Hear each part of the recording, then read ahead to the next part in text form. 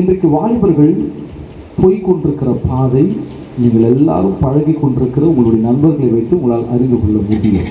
ஆவிக்குரிய பிள்ளைகளுக்கு சொல்கிறேன், அவர்கள் போய்கொண்டிருக்கிற கடுமையான பாவத்தினுடைய வீரியம் வளர்ந்து இன்றைக்கு பாவம்லாம் ஒரு பெரிய விஷயமே இல்லை பிரதர் அப்படின்ற அளவுக்கு சர்வ சாதாரணமாய் மாறிக்கொண்டிருக்கிறது.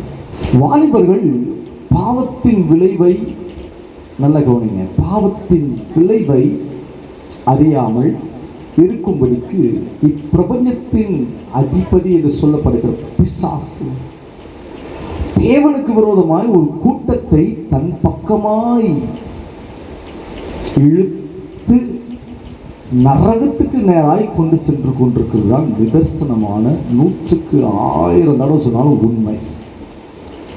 அப்படி வாலிபர்கள் இன்றைக்கு உலகத்திலே அதிகமாய் தவறி ஓடிட்டு இருக்கிறாங்க. அவங்களெல்லாம் கையை பிடிச்சி நீங்கள் இயேசுவை பற்றி நீங்கள் சொன்னீங்கன்னா அவன் சொல்லுவான், இயேசுவையும் அறிவேன் உன்னையும் அறிவேன், ஈஸியாக சொல்லுவான். ஏன்னா இன்னைக்கு சென்னையில் இருக்கிற பிள்ளைங்களுக்காக இருக்கட்டும், சில பட்டணங்களில் இருக்கிற பிரபலமான பட்டணங்களில் இருக்கிற எல்லா வாலிபர்களுக்கும் தெரியும். குறிப்பாக படிப்பு அறிவு இருக்கிற எல்லா நகரங்களிலும் இயேசுவை பற்றி தெரியும். ஓகேவா? அது ஒரு ஆனால் அவர்கிட்ட போய் நாம் இயேசுவை பற்றி சொல்லி அவர்களை இயேசுவை கொண்டு வர்றதுக்கு நம்மகிட்ட ஏதோ ஒன்று குறையா இருக்கு, ஏதோ ஒன்று குறையா இருக்கு. இயேசுவை பற்றி நம்ம பேசுவோம், பிரசங்கம் பண்ணுவோம், வசனம் பேசுவோம். வாப்பா ஒரு நாள் ஸ்பெஷல் மீட்டிங் இருக்குது, இன்னைக்கு அப்படி இருக்கும், அப்படி ஜாலியாக இருக்கும், ஒரு டைம் அப்படின்னு சொல்லி கொண்டு வரோம். எல்லாம் ரைட், ஓகே. ஆனால் கொண்டு வரப்பட்டும் ஏன் சில பிள்ளைகள் இன்னும் மாற முடியாமல் அல்லது உங்களைப் போல கர்த்தரை அறிய முடியாமல் நெருங்க முடியாமல் இருக்கிறார்கள்? இதெல்லாம் நான் உட்காந்து ஒரு நாள் யோசிச்சுட்டு இருந்தேன். இப்போ எங்கே ஆண்டவரே ஃபால்ட்டு நடக்குது? காமன் யூத் மீட்டிங்கில் ஒரு கேம்ஸ் வைப்பாங்க, ஒரு ஸ்கிப் பண்ணுவாங்க, டான்ஸ் பண்ணுவாங்க, ஒரு கேம்ஸ் வைப்பாங்க. இது எதுவும் பண்ணி இந்த பிள்ளைங்களை ஒரு அட்ராக்ட் பண்ணிட்டே இருப்பாங்க. ஏதோ ஒன்று பண்ணிகிட்டே இருந்தால் தான் இந்த பிள்ளைங்களோட கவனம் தான் பக்கம் ஊழியத்தில் இருக்கும்னு சொல்லிட்டு செய்வாங்க. ஆனால் தரிசன கூட்டங்கள் அப்படி அல்ல. முற்றிலும் அதிலிருந்து விலகி ஒரே ஒரு தரிசனத்தை மாத்திரம் நாங்கள் நியமித்து கர்த்தர்கள் கொடுத்த ஒரு பாரத்தோடு ஓடிக்கொண்டிருக்கிறோம். தேவனுடைய பிள்ளைகள், வாலிப பிள்ளைகள் சபையில் இருக்கிறார்கள். இந்த சபையில் இருக்கிற வாலிப பிள்ளைகள் ஏன் எழும்பி சபையிலிருந்து செயல்பட்டு தேசங்களுக்குள்ள போகக்கூடாது? பக்கத்தில் கேட்டு சொல்லுங்க, நீங்க சபையில் இருக்கீங்களா? சத்தமா? நீங்கெல்லாம் ரொம்ப செல்ல பிள்ளைங்க, சொல்றதை மட்டும்தான் செய்யுங்க. குழந்தையிலேருந்து அடியே சோறு ஊட்டினோடனே அத்தை வாய் வந்தாதான் நான் வாய் தரேன். ஒரு சில பிள்ளைங்க எப்படி தெரியுமா, சாப்பிட ஆரம்பிச்சாலும் போதும் சும்மாவே வாய் தரணும்னு இருக்கா. ஏன்னா அதுக்கு தேவை, தன் வயிறு பசியாற்றப்பட வேண்டும். நான் சொல்றது சொல்லுங்க, நீங்க சபையில் இருக்கீங்களா? என்ன நோக்கம் தெரியுமா? என்ன பண்றீங்க தெரியுமா? எங்க போயிட்டு இருக்கீங்க தெரியுமா? இதெல்லாம் நீ ஏன் கேள்வி கேட்டா நான் இப்போ பதில் சொல்லி கொஞ்சம் டைம் கூட யோசிச்சு சொல்றேன். இப்படி வாலிப பிள்ளைகள் ஏன் சபையில இருந்தும் செயல்படாமல் இருக்கிறார்கள்? வாலிப பிள்ளைகள் சபையில எல்லாரும் நல்லா ஆக்டிவா இருப்பாங்க, ஹோலினஸா இருப்பாங்க, எல்லாமே செய்வாங்க. ஆனால் ஏன் அவர்களுக்குள்ளே இருந்து தேவன் விரும்புகிற பரிபூரண சித்தம், தரிசனம் ஏன் வெளிப்படவில்லை?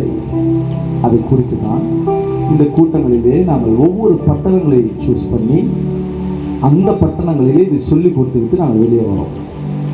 அதுக்கப்புறம் அந்த பட்டணத்துக்கு மறுபடியும் போக மாட்டோம். ஒன்ஸ் ஒரு வாட்டி செக் பண்ணி வந்துட்டோம்னா அடுத்த வாட்டி செக் பண்ணி வந்து ரொம்ப கஷ்டம். இன்னும் சொல்ல போனால் இது நாங்கள் வேறு எங்கள் ஐயா, அவங்க ஐயா சபையில் தான் முதல் பிளான் பண்ணோம். நானே என் மனைவியும் 1008 சர்ச்சில் தம்பியோட சபையில் தான் பிளான் பண்ணோம். ஆனால் இவ்வளோ பேர் உட்கார வைக்க முடியாது, சான்ஸே இல்லைன்னு நாங்களே முடிவு பண்ணிட்டு, ஐயா நியர்பை நான் சொல்கிறேன் பார்த்துப்போம் அப்படின்னு சொல்லிட்டு இன்றைக்கு இவ்வளோ பெரிய இடத்துக்கு நம்ம வந்திருக்கிறோம்.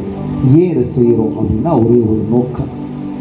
வாலிப பிள்ளைகள் இன்றைக்கு ஒரு தெளிவான தரிசனத்தை புரிந்து உணர்ந்து செயல்பட ஆரம்பித்து விட்டார் என்று சொன்னால் அதுதான் தேவன் எதிர்பார்க்கிற அல்லது தேவன் கொடுக்க விரும்புகிற எழுப்புதலின் காலம். கைகளை தட்டி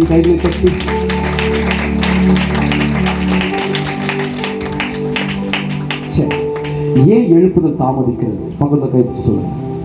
எழுப்புதல் ஏன் தாமதிக்குது? கேட்டீங்களா? இந்த பக்கம் கேளுங்க. மறுபடியும் நாங்களும் இதை கேட்டு வரோம், சொல்லவே மாட்டாங்க. ஒன்றே ஒன்றுதான், ஒன்னே ஒண்ணுதான் காரணம். நீங்க இன்னும் தரிசனத்துக்குள்ள வரல. வந்துட்டீங்கன்னா நீங்கள் நினைப்பதையும் நினைக்காமல் இருக்கிற இயற்கைக்கு அப்பாற்பட்ட அற்புதங்களையும் தேவன் உங்கள் வழியாக செய்ய அவர் ஆயத்தமாக இருக்கிறார். அதுதான் நம்ம பார்க்க போறோம். ஒரு சில வசனங்களை நான் உங்களுக்காக காண்பித்து கொடுத்து விட்டு நேரம் நாங்கள் தான் நிறைய நேரம் எடுத்துக்கிட்டேன். அபிஷேகத்துக்குள்ள நடத்தும்படிக்கு நான் விரும்புகிறபடினால் நேரத்தை நான் அதிகமாக எடுத்துக்கிட்டேன். சரி, ஒரு சில வசனங்களை நான் உங்களுக்கு காண்பித்து கொடுத்து விட்டு பிற்பாடு தேவன் உங்களை குறித்த காரியங்களை நான் வசனத்தின் அடிப்படையிலே கற்றுக் கொடுக்க விரும்புகிறேன். வாசியங்கள். அப்போஸ்தலனாகிய பவுல் கொரிந்து பட்டணத்திற்கு எழுதின நிருபத்திலே ஒரு சில முக்கியமான வசனங்களை அவர் பேசி வருகிறார். 12ஆம் அதிகாரத்திலே 3, 4, 5, 6, 7 ஆகிய வசனங்களை வாசிக்கலாம். ஆதலால் தேவனுடைய ஆவியினாலே பேசுகிற எவனோ இயேசுவை சபிக்கப்பட்டவன் என்று சொல்ல மாட்டான் என்று பரிசுத்த ஆவியினாலே அன்றி இயேசுவை கர்த்தர் என்று ஒருவனும் சொல்லக்கூடாது என்றும் உங்களுக்கு தெரிவிக்கிறேன். வரங்களில் வித்தியாசங்கள் உண்டு. நல்ல கவனிங்க. வரங்களில் வித்தியாசங்கள் உண்டு. ஆவியானவர் ஒருவரே. ஊழியங்களிலும் வித்தியாசங்கள் உண்டு. கர்த்தர் ஒருவரே. கிரியைகளினாலேயும் வித்தியாசங்கள் உண்டு. எல்லாருக்குள்ளும் எல்லாவற்றையும் நடப்பிக்கிற தேவன் ஒருவரே. ஆவியினுடைய அனுக்கிரகம். நல்ல கவனிங்க. ஆவியினுடைய அனுக்கிரகம் அவனுடைய பிரயோஜனத்திற்கு என்று அளிக்கப்பட்டிருக்கிறது. அல்லேலூயா. பவுல் இங்கு கொரிந்து பட்டணத்திலே ஒரு சபை உருவாக்கி இந்த சபையில் இருந்து ஊழியர்கள் எல்லாம் விசுவாசியெல்லாம் பலப்படுத்திட்டு வெளியே வந்துடுறாரு. ரொம்ப நாள் கழிச்சு சபையில் ஒரு பிரச்சனையெல்லாம் கேள்விப்படும்போது தான் இந்த நிருபத்தை எழுதுகிறார்.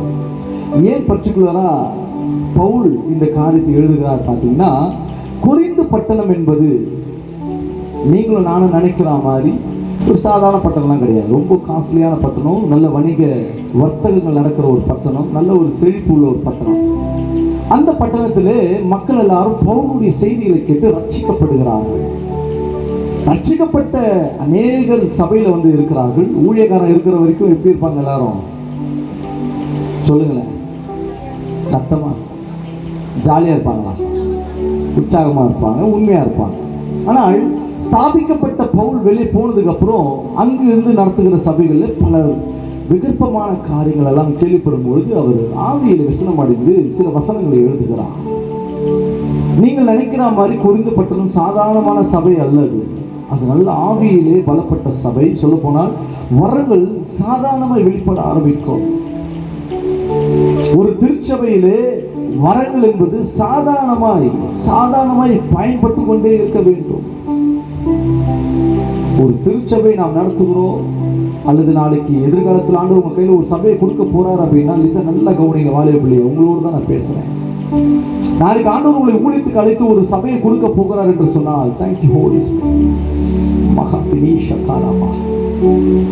ஒரு சிலர் மேல அந்த அபிஷேகத்தை ஆண்டவர் வைத்திருக்கிறார். Thank you holy spirit. ஓ மால்காரா தேவி காரா சத்ரு. ஆண்டவர் உங்களுக்கு ஒரு திருச்சபையை கொடுப்பார், ஒரு ஊழியத்தை கொடுப்பார். அப்படி கொடுக்குறார் அப்படின்னா நீங்க ஒன்று தெரிஞ்சுக்கணும். எனக்கு பிரசங்கம் பண்ண தெரியும், நல்ல பாட்டு பாட தெரியும், நல்ல ஒரு ஆர்கனைஸ் பண்ண தெரியும், ஜனங்களை வழி நடத்த தெரியும், ஆலோசனை கொடுக்க தெரியும் என்று சொல்லி ஒரு எல்லையிலே நாம் ஒரு குறுகி, அதாவது இந்த வாய் சவடாலே நம்ம இருந்துருவோம். நல்லா புரிஞ்சுக்கணும். வாலிபிள்ளைங்க நான் சொல்லித்தரேன், வாய் சவடாவே பண்ணிட்டு இருப்போம். நம்மளுக்கு இது தெரியும், வசனம் பேச தெரியும், பாட்டு பாட தெரியும், அது பண்ண தெரியும், ஜெபிக்க தெரியும், ஆலோசனை கொடுக்க எல்லாம் தெரியும். Okay, right. ஆனால் பவுல் சொல்றாரு அப்படி கிடையாது. அந்த கொரிந்து பட்டணத்தில் வரங்கள் என்பது சாதாரணமாய் வெளிப்பட்டு கொண்டே இருந்தது. அந்த கொரிந்து பட்டண மக்கள் சபையில அந்த வரங்களை தங்களுக்குள்ளிருந்து பயன்படுத்துகிற ஆவியானவரை வியாபாரமாக சுயநலமாக மாற்ற ஆரம்பிக்கிறார். கொரிந்து பட்டணம் அந்த பிரச்சனை வருது. வரங்கள் செயல்படுகிற அந்த கொரிந்து பட்டணத்தை குறித்து அவர் கவலை அடைகிறார். நினைக்கிறாரு, நல்ல வரங்கள் உள்ள சபை, தீர்க்கதரிசனம் சொல்றான், பகுத்தறிகிற வரம் செயல்படுது, ஞானத்தின் வரம் செயல்படுது, ஞான வரங்கள் செயல்படுது, தீர்க்கதரிசனம் செயல்படுது, மற்ற எல்லா காரியம் செயல்படுது, குணமாக்கும் வரங்கள் செயல்படுது, எல்லாமே செயல்படுது. ஆனால் எல்லாமே இந்த கொரிந்து பட்டண மக்களுடைய மனநிலை மாறி வருகிறது. உங்களோடு கூட கனெக்ட் பண்ணி ஒரு சிலத்தை சொல்றேன். அடுத்த சந்ததி நீங்க தான். தெளிவா சொல்றேன், உங்களுக்குள் இருந்து ஒரு வரம் செயல்படுமே என்று சொன்னால், உங்களிலிருந்து வரங்கள் செயல்படுமே என்று சொன்னால், எக்காந்துகளும் காணிக்கையினாலே விலை போகாதபடிக்கு பார்த்துக்கொள்ளுங்கள். இன்றைக்கு அநேகர் ஒரு தவறான வழிமுறையை காண்பித்து கொடுத்து வாழ்கிறார்கள். இன்றைக்கு ஒரு கூட்டம் தவறான வழிமுறைகளை சொல்லிக் கொடுக்கிறது. அது என்ன பண்ணுதுன்னா, பிசாசு ஓட்டுற கேஸ் எல்லாம் வந்துட்டு தனக்கு ஆதாயமா மாத்தி டிமாண்ட் பண்ணுது. ஓட்டுறல தோல் கொடுப்ப காணிக்க ஒரு பிசாசு சொல்லிச்சு, அது பிசாசு ஓட்டுற பிசாசு.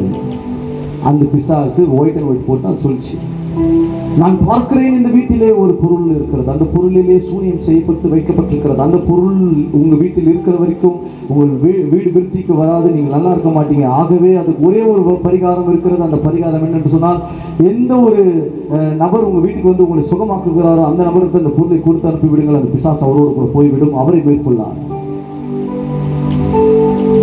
பொருள் ஆசை பற்றினவர்களாய் மாறி பிசாசுகளை அநேகருடைய ஊழியங்களிலே வருமானங்களாய் மாற்றிக்கொண்டே வர ஆரம்பித்து விட்டார்கள். ஆனால் அதே நேரத்தில் ஒரு சீக்கிரம் சொல்றேன், அவங்க கூட இப்ப கிருபை இருக்குமா பிரதர்? கத்தருக்கு தெரியாத பிரதர்? அப்ப எப்படி பிரதர்? இன்னும் பொருளாசைன்றீங்க, பணம் டிமாண்ட் பண்றான்றீங்க, காணிக்க கேட்டு வாங்கினாங்கன்றீங்க, எல்லாம் பண்றாங்க. அப்ப எப்படி பிரதர் அற்புதம் நடக்குதுன்னா, பிசாசுகளும் கடைசி நாட்களிலே அற்புதங்கள் செஞ்சுக்கிட்டே தான் இருக்கும்.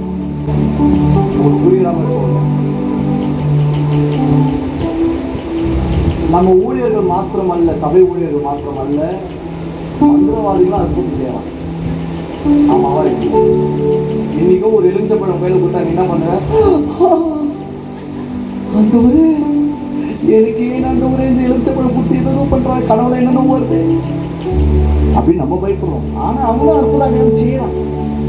பிசாசுகளும் செய்யும்.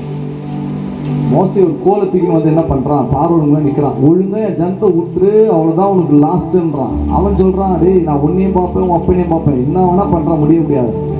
மோசே என்னென்னலாம் அற்புதம் பண்றானோ அதுக்கெல்லாம் மந்திரவாதிகளை வச்சு மோசைக்கு டஃப் கொடுக்கறதே பிசாசோட வேலையாவே இருக்கு. உங்க ஊழியத்துல வரங்கள் செயல்பட ஆரம்பிக்கும். ஆமென் சொல்லுங்க. ஒரு நாளும் வரங்கள் செயல்படுகிறதே என்று சொல்லி பெருமை பாராட்டி உங்களுக்கு பேருக்கு கீழே தீர்க்க தரிசனம் போடாதீங்க. தீர்க்க தரிசனம் வரப்பெற்ற மகள் போடாதீங்க. பரலோகத்தையே பார்த்துட்டு வந்த மகள் போடாதீங்க. புரியுதான் சொல்றது? வரங்கள் செயல்பட ஆரம்பிக்கும். வரங்கள் என்பது எதற்கு செயல்படுகிறது என்று சொன்னால், பவுல் சொல்லுகிறார், கொரிந்து பட்டணத்து மக்களே, உங்களுக்கு அறிவில்லையா எதற்காக ஆண்டவர் கொடுத்திருக்கிறார்? வேதம் சொல்லுகிறது, அவனுடைய கிரியைகளை கனப்படுத்தும்படிக்கு. சொல்ல போனால் மற்றவர்களுடைய பிரயோஜனத்திற்காக தான் வரங்கள் அந்த நேரத்தில் செயல்படுகிறது. வரங்கள் வந்து சும்மா ஆண்டவர் கொடுத்துட்டாரு, நம்ம பெரிய ஆளு இப்படி காலத்தை கொடுத்து நம்ம இப்படி பெரிய ஆளு போயிடாதீங்க. மரம் எந்த அளவுக்கு வெளிப்படுதோ நம்ம கொஞ்சம் உஷாராயினோம். எப்பா நான் அல்ல, இனி நான் அல்ல, இயேசுவே என்னில் வாழ்கிறார். இனி நான் அல்ல, இயேசுவே என்னில் வாழ்கிறார். நான் அல்ல, இயேசுவே என்னில் வாழ்கிறார். இனி நான் அல்ல, இயேசுவே என்னில் வாழ்கிறார். கிறிஸ்துவுக்குள் என் ஜீவன் இணைந்திருக்கிறது. இங்கு மறைந்துள்ளது. கீழே இருப்பது கீழே போயிடலாம், டெம்போலாம் போயிட்டுலாம் நம்ம பாட்டானா டிஸ்டர்ப் ஆகிடும். அல்லேலூயா. என்றைக்கு ஆண்டவர் வரங்களை உங்கள் வழியிலிருந்து சொல்லுவார்.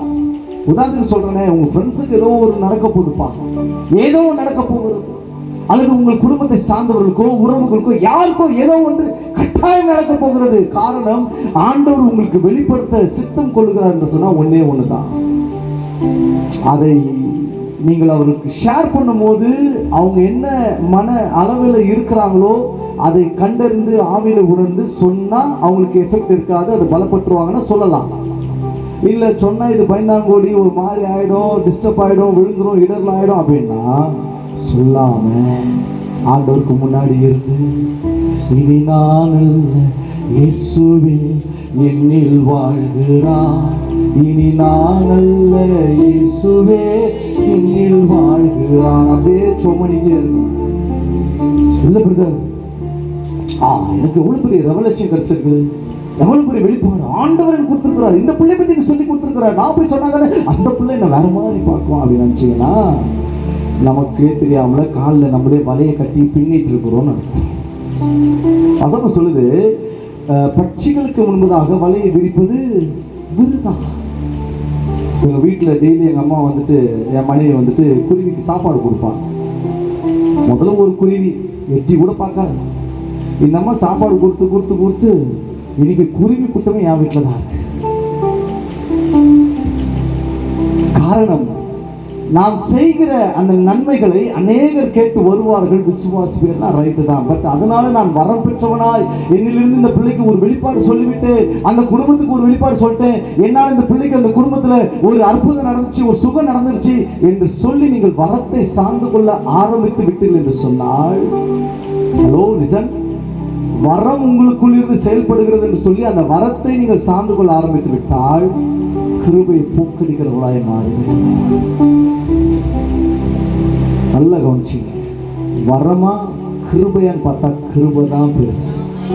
கையை தட்டி நீங்கள் ஒவ்வொரு நாளும் வரத்தை விட்டு வரம் உங்களுக்கு செயல்பட ஆரம்பிக்கும் போதெல்லாம் என்ன சொல்லுகிறதோ, எதை ஆண்டவர் கற்பித்து இதை செய்யும்படிக்கு உணர்த்துகிறாரோ அதை செஞ்சுட்டு உடனே கிருபைக்குள்ள வந்துடும். என்னது சத்தமா? அது எப்படி சாமி வர முடியும்? எவ்வளவு பெரிய ஆளு இந்த ஊர்ல நம்மள மாதிரி ஒரு ஆள் இருப்பானா? நம்ம வானா இது நடக்குது, நம்ம சொன்னா அது நடக்குது. இப்போ நான் ஒரு ஃபோன் கால் பண்ணச்சுக்க அது நடந்துரும், இது நடந்துரும். தயவு செய்து அதை அப்படியே எரிஞ்சிடும். அதுவே கிருபை சார்ந்து கொள்ள ஆரம்பித்து விட்டார். இந்த கிருபை வளர வளர வளர வளர வளர வரங்கள் துல்லியமாய் சாதாரணமாய் நடக்க ஆரம்பித்தது. மதிப்பிற்குரிய நான் ரொம்ப நேசிக்கிற ஜீவானந்தம் ஐயா, அவருடைய ஊழியமே மகிழ்ச்சி ஊழியம். சிங்கப்பூர் மலேசியாலெல்லாம் பயங்கரமா கொடி கட்டி ஊழியத்தை கட்டி ஸ்தாபிச்சிட்டார். அப்பேற்பட்ட ஒரு தேவ மனுஷனுக்குள்ள வல்லமை அதிகமாய் வெளிப்பட ஆரம்பிக்கும் போது பல ஜனங்கள் விடுதலையாக்கப்பட்டார்கள். ஆனா ஒரு நாளும் கிருபையை குறிச்ச ஒரு வரத்தை வந்து ஒரு பிரபகண்டா பண்ணதான் நான் பார்த்தது முடியும். இன்னைக்கு அந்த ஊழிய அண்ணா நகரில் நடக்குது. கிருபையை மட்டுமே கொண்டு போய் மக்களிடத்தில் சேர்ப்பார். அந்த கிருபையாக இயேசுவை சேர்ப்பதே அவருடைய பிரதானமான வேலையாக ஊழியமாக இருந்து கொண்டே இருந்தது. அவர் ஒன்று தெரிந்து கொண்டார், இந்த வரம் எனக்குள் இருந்து செயல்படுத்துகிற பரிசுத்த ஆவியானவர் இயேசுவை அவருக்குள் சேர்க்க வேண்டும் என்கின்ற ஒரு உணர்த்துதலை, ஒரு அறிவை, ஒரு வெளிப்பாட்டை அவர் கற்றுக்கொண்டு போய் சேர்த்தார். அதனால்தான் திரளான ஊழியக்காரர்களை அவரால் உருவாக்க முடிந்தது. என்கிட்ட வரம் இருக்குதுன்னா நிச்சயமா சொல்றேன், கொஞ்ச நாளைக்கு தான் இருப்பான். ஒரு உதாரணத்துக்கு நான் கிறிஸ்துவர் வச்சு சொல்றேன். இப்போ என்கிட்ட வந்து பயங்கரமான ஒரு 2-3 வரம் பார்த்துட்டா போல இருந்துச்சுங்க. ஐயோ அண்ணா வா, எங்க அண்ணன் வந்தாச்சுங்க, வானத்துல இருந்து அக்கினி இறங்கிடும், அண்ணன் போனாச்சுங்க, உடனே எழுப்புதல் வந்துடும் அப்படின்னு சொல்றேன்னு வச்சுங்களேன். அவர் சொல்ல மாட்டாரு, தெரியும். நான் சொல்றேன், அவருக்கு எல்லாம் பேசி அப்படியே அவர் வரத்தை புகழ்வார். குமாரண்ண கிட்ட வரங்கள் அப்படி வருது, குமாரனை பார்த்தா போதும், குமாரனை பேசினா போதும், எங்க அண்ணன் பண்ண வர அப்படி சொல்லிட்டு இருக்கானா. அவன் அண்ணன் அல்ல, அண்ணனுக்குள்ள இருக்கிற கிருபை அல்ல, வரத்தை அவன் பேச பேச பேச அவனே ஒரு நாள் ஏனென்றால் அற்புதங்களுக்காக அடையாளங்களுக்காக எந்த கூட்டம் சேர்ந்தாலும் அது நிற்காது. ஆமா, வரங்களுக்காக ஏதோ ஒரு ஒரு ஒரு ஒரு காரியத்தை, ஒரு பர்சனலா ஒரு விஷயத்துக்காக ஒரு மனிதனோடு ஒரு மனிதன் பயணிக்கிறானா ரொம்ப நாள் ஓடாது.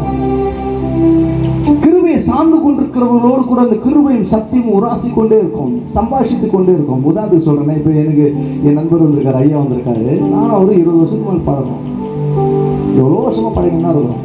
அவரும் ஒரு எல்லையை தாண்ட மாட்டார், நானும் என் எல்லையை தாண்ட மாட்டேன். ஆனால் நிறைய பேசுவோம், ஊழியத்தை பற்றியே பேசுவோம், நிறைய இது பண்ண முடியாது அது பண்ண முடியாது. ஏனென்றால் கிருபை கிருபை கிருபையும் சக்தி ஒன்றே ஒன்று சந்திக்கும். ஆனால் வரங்கள் அப்படி அல்ல. கொஞ்ச நாளைக்கு நம்ம கூட இருந்துட்டு எல்லாத்தையும் உறிஞ்சிக்கிட்டு வெளியே போயிட்டு அவன் அதுல ட்ரை ஆயிடுவான் இன்னும் கொஞ்ச நாள். ஆமா, கிருபை பெற்ற தேவ மனிதர்களோடு கூட ஒரு ஒரு ஆவிக்குரிய ஒரு வாலிபனுடைய ஒரு தொடர்பு இருக்குமானால் அந்த ஊழியக்காரனோடு கூட வரங்களை பார்க்க கூடாது. கர்த்தர் அற்புதம் செய்வார் என்பதை நல்லா புரிஞ்சுங்க. அற்புதம் சாதாரணமாக நடக்கும். ஊழியக்காரன் மீது வைத்த சுதந்திரம் அது.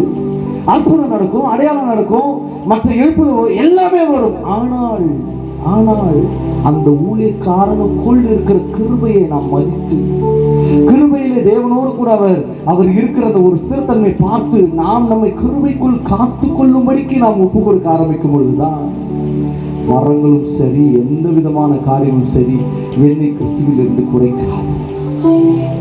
வாலிபருக்கு சொல்றேன், என்ன வரம் உங்களுக்கு செயல்பட்டாலும் இப்போவே நிறைய பேருக்கு ஒரு சில கிருபைகள் இருக்கலாம். ப்ராஃபஸி சொல்ற கிருபை இருக்கலாம். நீங்க தொட்டு ஜோம் பண்ணும்போது சுகம் அளிக்கிற கிருபை வெளிப்படலாம், வரங்கள் வெளிப்படலாம். பிசாசுகள் அலறலாம். உங்க குடும்பத்துல நீங்கள் வாய் திறந்து சொல்லுகிற ஒரு வார்த்தையை கனப்படுத்தி ஆண்டவர் எது வேணாலும் செய்யலாம். அதெல்லாம் தேவனுடைய கிருபை. அந்த கிருபைக்குள்ள வந்துருங்க, எதுவுமே வரமா போயிடாதீங்க. ஆனால் வரம் என்பது கட்டாயம் இருக்கிறது, இல்லைன்னு சொல்லலை. ஆனால் கிருபை அதிகமாய் சார்ந்து கொள்ளுகிற வரத்தை பெருசா காமிச்சுக்கிட்டு ஒரு பிரபகண்டா பண்றதுக்குலாம் நம்ம வேலை கிடையாது. எங்க ஊர்ல ஒருத்தர் இருக்க, மன்னிக்கணையா, அவங்க பார்த்தீங்கன்னா நடத்துகிற மீட்டிங்லாம் அப்படி தான் போட்டு இது பண்ணுவாங்க. நல்லா கவனிங்க. பேதுரு அப்போஸ்தலர் நடவடிக்கையில் படிக்கிறோம். பேதுரு நடந்து போகும்பொழுது ஜனங்கள் விசுவாசித்து வியாதியஸ்தர்களை கொண்டு வந்து அவன் நடந்து போகிற வழியில் வச்சாங்க. ஆனால் வசனம் சொல்லிட்டு அவன் யாரையும் தொடலை, அவன் நடந்து போகிறான். நிழல் பட்ட மாத்திரத்தில் அநேகர் சத்தமா. ஆனால் அவன் அதை பார்த்துட்டான், என்னால் தான் நடக்குது அப்படி நான் கழிவே கிடையாது. அவன் செய்கிற வேலை ஒன்னே ஒன்று தான், இயேசுவோடு கூட இருக்கிற உறவு தொடர்பு. வாலிப பிள்ளைகள் வரங்களை அதிகமாய் சார்ந்து கொள்ள விரும்ப ஆரம்பிக்கும் பொழுது வரங்களையே பெருசாய் பேசி பேசி பேசி கிருபையை குறைச்சிடாதீங்க. வரம் போனா கூட உயிர் வாழ்ந்துடலாம், கிருபை போச்சுன்னா செத்தே போயிடும். புலம்பல் 3:22 அதான் சொல்லுங்க, நாம் அழியாமல் இருப்பது வரம் சொல்லுகிறா. என்ன எனக்கு இல்லாம போனாலும் உங்க கிருபை எனக்கு போதும் ஐயா. அண்ணன் தண்ணி ஆகாரம் இல்லாம போனாலும் கிருபை எனக்கு போதும் ஐயா. இயேசு ராஜா கிருபை எனக்கு போதும் ஐயா. அழகா பக்தன் பாடுறான், உயர்வே ஆனாலும் தாழ்வே ஆனாலும் அன்பு என்னை பிரிப்பதில்லையே. மரணமே ஆனாலும் ஜீவனே ஆனாலும் உம்மை அன்றி யாரும் இல்லையே. உன் துணை இன்றி வாழ்வே இல்லையே. அன்னைக்கு கிருபையை பாட்டா சொல்லி கொடுத்தாங்க, கிருபையை ஊட்டினாங்க. சொல்லுங்க, கிருபையை ஊட்டுனாங்க. சத்தமா சொல்லுங்க. பாசு வரும்போதெல்லாம் சொல்லுவாரு, வாலிப பிள்ளையே நல்லா ஜோம் பண்றா, வாலிப பிள்ளையே நல்லா ஜோம் பண்ணுமா, வேத வாட்சியா. எல்லாம் அன்னைக்கெல்லாம் சர்ச்சில் எல்லாம் எழுதியிருந்தாங்க, வசனங்களா இருந்தது. இன்று வேதம் வாசித்தாயா, ஒரே குத்துறாம இருக்கும். உங்களுக்காக ஒரு விஷயத்த சொல்லிட்டு போறேன், சிரிக்காதீங்க. ரீல்ஸ்ல ஒருத்தர் ரொம்ப ஃபேமஸ் ஆயிட்டாரு. அவர் ஆனாவனா ஒரு இது வச்சு வாய்க்கெல்லாம் பிரிக்க காட்ட இன்னும் வருவாரு, பெரிய நினைக்கிறவங்களுக்கெல்லாம் அந்த மாதிரி இருதயத்தை அப்படி குத்துறா மாதிரி இருந்தது. சபைக்குள்ள நுழையும் போதே பயந்து உள்ள வந்தோம். வசந்த் ஐயோ பாஸ்ட் கேட்கிறாரு இல்லையோ, பாஸ்டுக்கு முன்னாடி இருக்கிற இந்த போர்டு நம்ம கேள்வி கேட்குது என்று கிருபையை ஊட்டி கொடுத்தாங்க. வேதம் வாசிச்சியா, கிருபையை சார்ந்துக்கிட்டியா, காலையில கத்துற தேனியா, சோமண்ணியா, வேதம் வாசிச்சு அழகா சொல்லி கொடுத்தாங்க. சொல்லி கொடுக்கும்போதே நாங்கள் கீழ்ப்படி ஆரம்பிச்சோம் பாருங்க. அந்த கிருபை அப்படி கொஞ்சம் கொஞ்சமா வளர்ந்து வளர்ந்து வளர்ந்து அது 30, 60, 100 கிறிஸ்துவுக்காக பலம் தருகிறது. அல்லேலூயா, அல்லேலூயா. பவுல் இங்கு சொல்லுகிறார், கொரிந்து பட்டணமே என்னடா பண்ணிட்டு இருக்கிறீங்க? அங்க உங்களை பத்தி நான் கேள்விப்படுகிற அநேக காரியங்கள் வேதனையா இருக்கிறது, இதற்காய் வரங்களை ஆண்டவர் கொடுத்தாரு. No no no no. அந்த வசந்த வாசிங்க, 7ஆம் வசனம், 1 கொரிந்தியர் 12ஆம் அதிகாரம் 7ஆம் வசனம். ஆவியினுடைய அனுக்கிரகம், ஆவியினுடைய அனுக்கிரகம் அவனவனுடைய பிரயோஜனத்திற்கு அளிக்கப்பட்டிருக்கிறது. அவனவனுடைய பிரயோஜனத்திற்காக அளிக்கப்பட்டிருக்கிறது. அனுக்கிரகம் என்று சொன்னால் அதனுடைய வேறு ஒரு பதம் சொல்லுகிறது, வெளிப்பாடு. பக்கத்து பார்த்து சொல்லுங்க. அனுக்கிரகம் அப்படின்னா, ஆவிக்குரிய அனுக்கிரகம் அப்படின்னா ஆவிக்குரிய வெளிப்பாடுன்னு அர்த்தம். இங்கிலீஷ்ல அழகா சொல்லப்பட்டிருக்கிறது. ரொம்ப எனக்கு படிச்சு இந்த கையில் ரொம்ப ரசிச்சு படிச்சு. மேனிஃபெஸ்டேஷன், அதாவது வெளிப்பாடுன்னு அர்த்தம். அழகா சொல்றார் பவுல். எதற்கு ஆண்டவர் கொடுத்தார் இந்த வெளிப்பாட்டின் ஆவி? எதற்கு கொடுத்தார்? கொரிந்து பட்டணமே எதுக்கு கொடுத்தாரு? சோரம் போறதுக்கா? பணம் சம்பாதிக்கவா? இல்ல மக்களுக்கு முன்னாடி உங்களை பெரிய ஆளா காமிக்கவா? No no no no no no no no.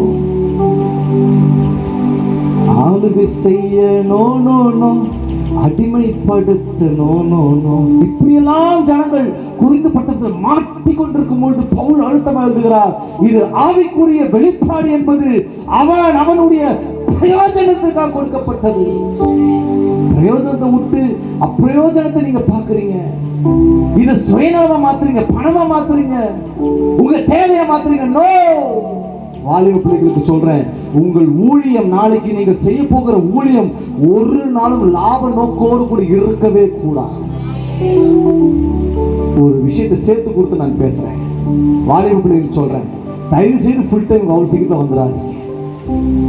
Listen, full டைமுக்கு ஐயா என்ன சொல்றீங்க, கொண்டு போறீங்க?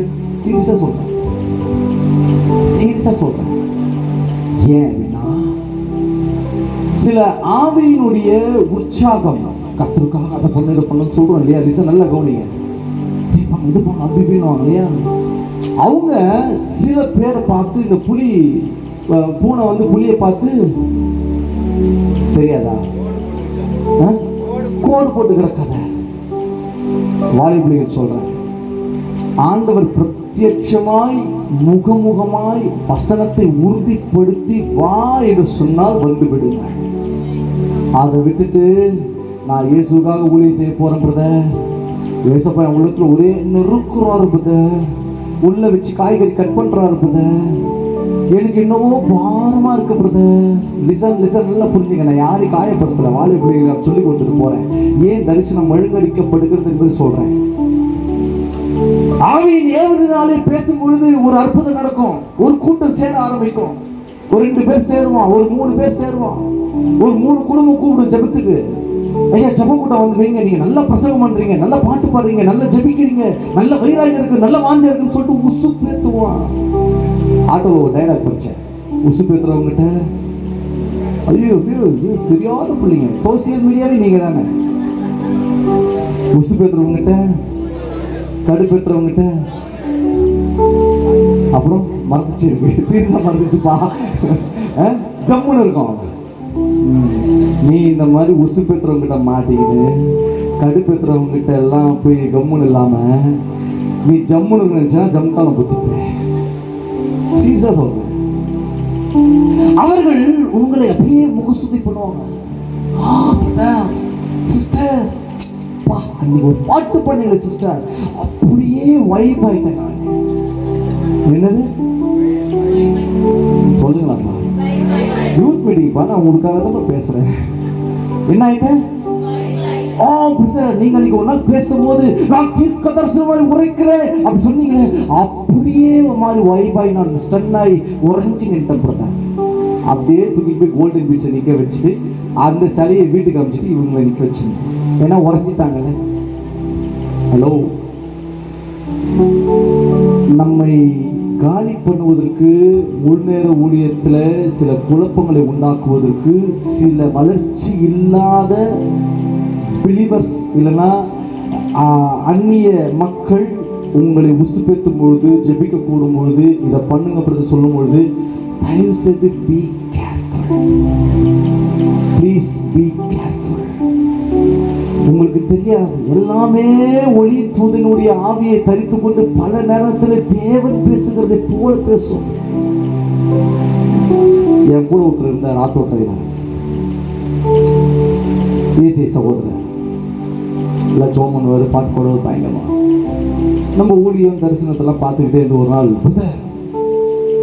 அவனுக்கு சொல்றேன், சொல்லுங்க, நீங்க மாசம் மாசம் ஒரு கூட்டத்தை வைங்க. என்னது? ஆமா, காசை நான் உதவ கொடுக்க போறேன், அதனால மாசம் மாசம் ஒரு கூட்டத்தை வைங்க. அதுல நீங்க சேர்த்துக்கிட்டே வர ஜனங்களுக்கு நீங்க சத்தியத்தை சொல்லி கொடுத்துக்கிட்டே இருங்க. அது எவ்வளவு தந்திரமா பேசுது பாருங்க. சத்தியத்தை சொல்லி கொடுத்துக்கிட்டே வாங்க. உங்களுக்குன்னு ஒரு இடத்த ரெண்டல் எடுத்து அதுல பாதி இடத்த ஆபீஸ் ரூம் போட்டுங்க, மீதி இடத்த ஒரு பிரேயர் ஆளா மாத்துங்க. எல்லாமே சொல்லி கொடுங்க, எல்லாம் சொல்லுது. என்ன பிரதர் சொல்றீங்க? நான் சொன்னேன், ஆண்டவர் சொல்லிட்டு செய்யறேன்னு வந்துட்டேன். முதல்ல ஒவ்வொரு முறையும் பார்க்கும் போதெல்லாம் பிசாசு கூவுது, சொல்லுது. மிக தீர்க்கதரிசி பற்றி சொல்லுது. அவன் வாழ்ந்த ராஜாக்கள் காலத்துல பொய்யின் ஆவியா வந்து அவன் நாட்களை உட்காந்து நான் அவனை காலி பண்ணிடுறேன்னு சொல்லுவான். அதே போல சில பிள்ளைகள், கர்த்தருடைய பிள்ளைகள் மாதிரி இருக்கிற பிள்ளைங்களுடைய நாவில் பிசாசு உட்காந்து சொல்லிக்கிட்டே இருந்தாங்க. நான் ஒரு நாள் கவனிச்சுட்டு கூப்பிட்டு சொன்னேன், brother, I am not pastor. நான் பாஸ்டர் கிடையாது, நான் ஒரு போதகன் கிடையாது, நான் தீர்க்கதரிசியும் கிடையாது. நான் சுவிசேஷத்திற்காக பிரித்தெடுக்கப்பட்டு பயன்படுத்தப்படுகிற ஒரு தேவ மனுஷன், அவ்வளவுதான். எனக்கு ஆண்டவர் ஒன்று சொல்லாததை நான் எப்படி செய்யக்கூடும்? அதுக்கு உடனே ஒரு சொன்ன வார்த்தை, லிசன் நல்லா கவனிங்க. அதுக்கு உடனே ஒரு சொன்ன வார்த்தை, நீங்க வளர்ச்சியை நோக்கி போகல, உங்களுடைய ஊழிய வளர்ச்சியை நோக்கி போகல, நீங்க இருக்க உங்களை வந்து ஒரு மாதிரி அப்படியே அடுக்கி இடுக்கி அப்படியே வச்சுட்டு இருக்கீங்க. இந்த ஊழியம் வளரவே வளராதுன்னு சொன்னார். காரணம், அநேக சுவிசேஷர்கள் அவர் சொன்ன மாதிரி செஞ்சுட்டு இருக்கிறாங்க.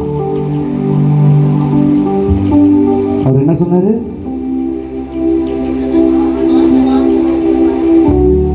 அநேக சுவிசேஷங்கள் அப்படிதான் சுவிசேஷ கூட்டங்களை நடத்துறாங்க, சுகமளிக்கும் கூட்டத்தை நடத்துறாங்க, மாதந்திர 1ஆம் தேதி வாக்குத்தத்த ஆராதனை மாலையில நடத்துறாங்க. இப்படிதான் நடத்துறாங்களே, அவர்களை தேடி வருகிற ஜனங்கள் மிகுதியா மாறிக்கொண்டிருக்கிறது. நல்லா கவனிங்க, நல்லா கவனிங்க, நல்லா கவனிங்க. சபையின் பக்தி விருத்திக்காக மாத்திரமே ஆண்டவர் 5 விதமான ஊழியர்களை உருவாக்கினார். கைகளை தட்டி அல்லேலூயா. பட்டணங்கள் தோறும் சுவிசேஷத்தை அறிவித்துக் கொண்டு, பட்டணங்கள் தோறும் கிராமங்கள் தோறும் புறப்பட்டு போய் இயேசு வருகிறார், இயேசு ஒருவரே நல்லவர் என்பதை அறிவிக்கவே ஆண்டவர் எங்களை அழைத்தார். அதான் ஊழியம். நானும் பாஸ்டருங்க மாதிரி ஒரு கூடாரத்தை பிடிச்சிக்கிட்டு நானும் வளராம மற்றவனையும் வளர விடாம ஏறவன் காலை பிடிச்சி இழுக்கிற கதை மாதிரி ஆயிடுச்சுன்னா, யாருடைய ராஜ்யத்தை கட்டுப்பிடிக்க நாம் அழைக்கப்பட்டிருக்கிறோம் என்பதையே மறந்து அநேகருடைய ஆவிக்குரிய வாழ்க்கையில் அநேக வாலிபர்கள் இப்படிதான் மாட்டியிருக்கிறார்கள். வாலிப பிள்ளைகளுக்கு சொல்றேன், ஒருத்தர் உங்களை பார்த்துட்டு கிருவியை பார்த்துட்டு புகழ்றாங்கன்னா உஷாராயிடுங்க. உங்க வரத்தை பார்த்துட்டு, உங்க ஜெப லைஃபை பார்த்துட்டு, உங்களுடைய ஹோலினஸை பார்த்துட்டு, உங்களுடைய பிரேயர் லைஃபை பார்த்துட்டு, உங்களுடைய சாட்சியை பார்த்துட்டு பிரபகண்டா பண்றாங்கனாலும் முதல்ல அந்த இடத்த விட்டு வெளியே வந்து விடுங்கள்.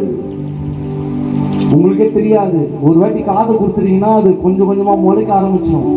இந்த விதை இருதயத்தில் விழுந்துச்சுன்னா கொஞ்சம் முளைக்கும், கொஞ்சம் காதை கொடுத்தனா இன்னும் முளைக்கும், இன்னும் கொஞ்சம் ஆழமா யோசிச்சா இன்னும் விதைக்கும். எப்படி பவுல் சொல்றாரு சொல்றீங்க? வியாபாரமாக்காத, பிரபகண்டா பண்ணாத, எல்லாம் இதையும் செய்யாத, இதை ஆவியினுடைய பிரயோஜனம் நமக்காக கொடுக்கப்பட்டிருக்கிறது என்று பவுல் சொல்றாரு. அப்ப நான் என்னதான் பண்ணட்டும்?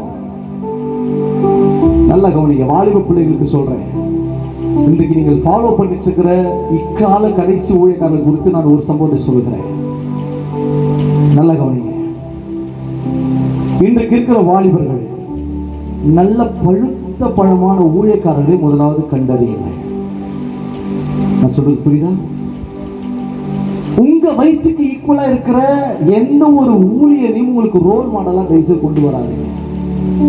குறைஞ்சபட்சம் உங்களுக்கும் அவங்களுக்கும் ஒரு 10 வயசாவது, 8-10 வயசுக்கு மேல ஒரு தேவ மனுஷன் நீங்கள் கண்டறிஞ்சீங்கன்னா அவருடைய ஆவிக்குரிய சாட்சிகள், கனிகள், நடக்கைகள் எல்லாமே நீங்கள் உற்று கவனித்து அவர்கள் உண்மையாகவே ஆண்டவருக்கு முன்பதாக பரிசுத்தமாக வாழ்றாங்களா, ஆண்டவருக்கு தான் மகிமை செலுத்துறாங்களா, இல்ல தங்க பின்னாடி ஒரு கூட்டத்தை வச்சுக்கிறாங்களா, தங்களை ஒரு பெரிய ஆளை காட்டுறாங்களா, கொஞ்சம் கண்டறிங்க. லிசன் வாலிப பிள்ளையே, தயவு செய்து கண்டறியுங்கள்.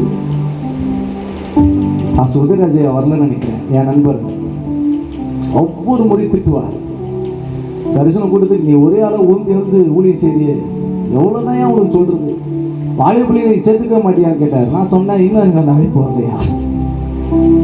என்னது, நானும் நடத்துட்டு 4-5 கூட்டங்கள் நடத்திட்டோம், இன்னும் அந்த அழைப்பு வரலையா. அதுக்கு சொன்னாரு, பிரதர் நீங்க ஒண்டியா ஓட ஓட உங்களுக்கு தான் கஷ்டம் பிரதர், வாலிப பிள்ளைகளை கூப்பிட்டு சேருங்கன்னு சொன்னார். நான் சொன்னேன், நான் எந்த ஒரு ஊழியத்தையும் ஆண்டவருடைய நடத்துதலோடு எனக்கு அளிக்கப்பட்டிருக்கிற கிருபையினாலே நான் நின்று செய்ய செய்ய அவர் என்னை பலப்படுத்துகிறார். எந்த மனுஷன் நான் சார்ந்து இல்லை. கிறிஸ்துவுக்கு மட்டும் நான் சொன்னேன், கிறிஸ்துவ என் கூட பாடு கிறிஸ்துவ, அது மட்டும் இப்போது கிறிஸ்துவன்னு சொன்னால் ஓகே நான் வரனாவே, அவ்வளோதான். அது கூட அவர் கட்டாயப்படுத்தேன், பெங்களூர்லேருந்து எனக்காக வந்தாப்புல. இப்படி தேவனுடைய கிருபையை சார்ந்து கொள்கிற பிள்ளைகள் நம்மளோடு கூட பயணிப்பார்கள் என்று சொன்னால் ஊழியம் லிஃப்ட் ஆகும். ஆனால் இன்றைக்கு இருக்கிற ஊழியக்காரர்களை நீங்கள் ஃபாலோ பண்ணீங்கன்னா நாங்கள் பின்னாடி ஒரு பெரிய ஃபேன் பேஸ் காட்டுவாங்க, ரசிகர் கூட்டங்களாய் வாலிபர்கள் மாறிட்டு இருக்கிறது.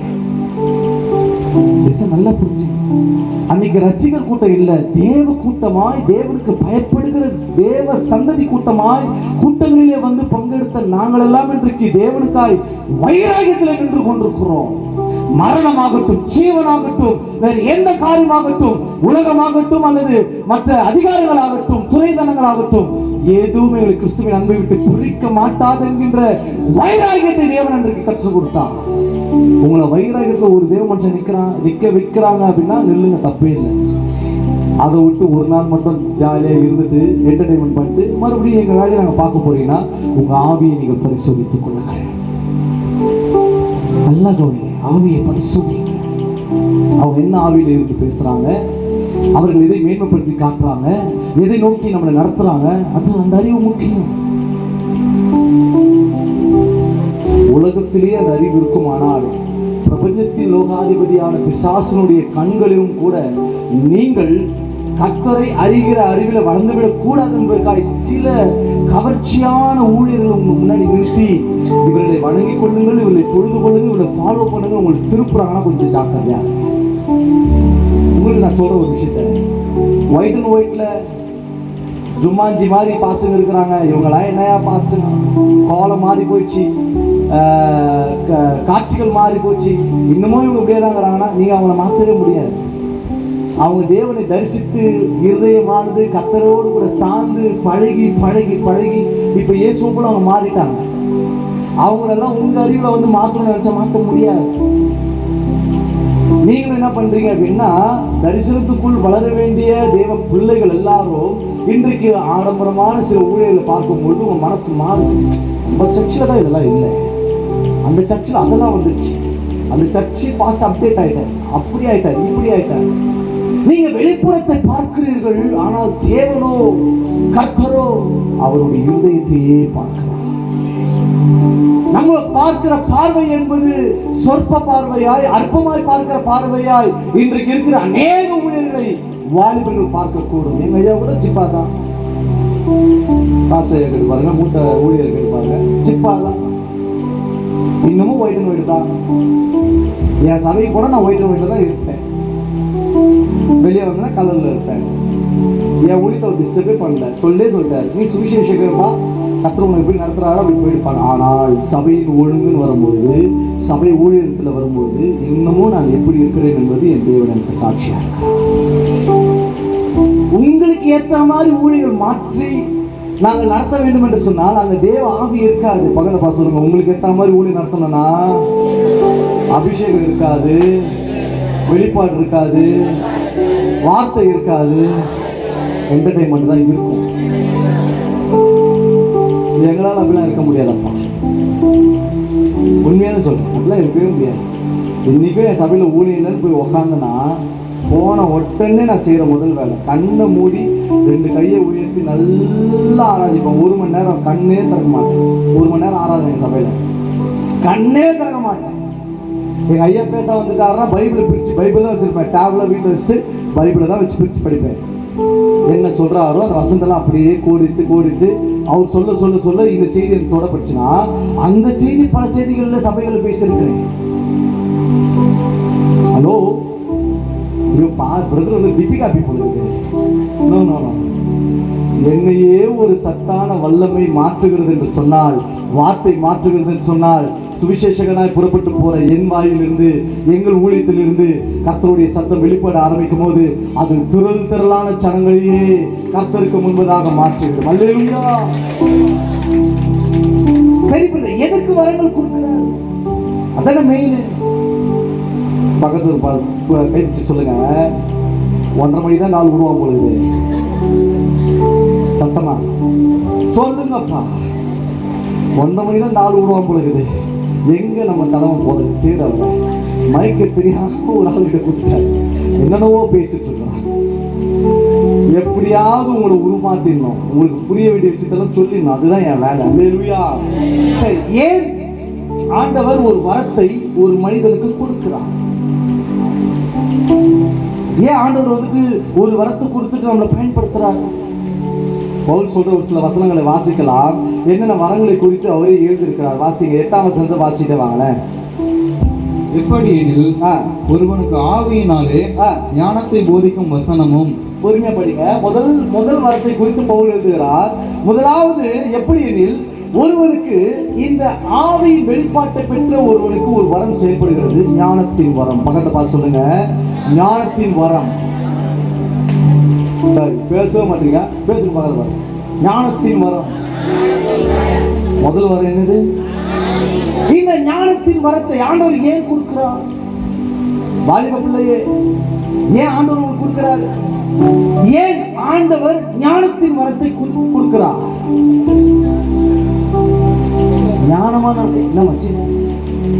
ஞானமாய் நடப்பதற்காக அல்ல.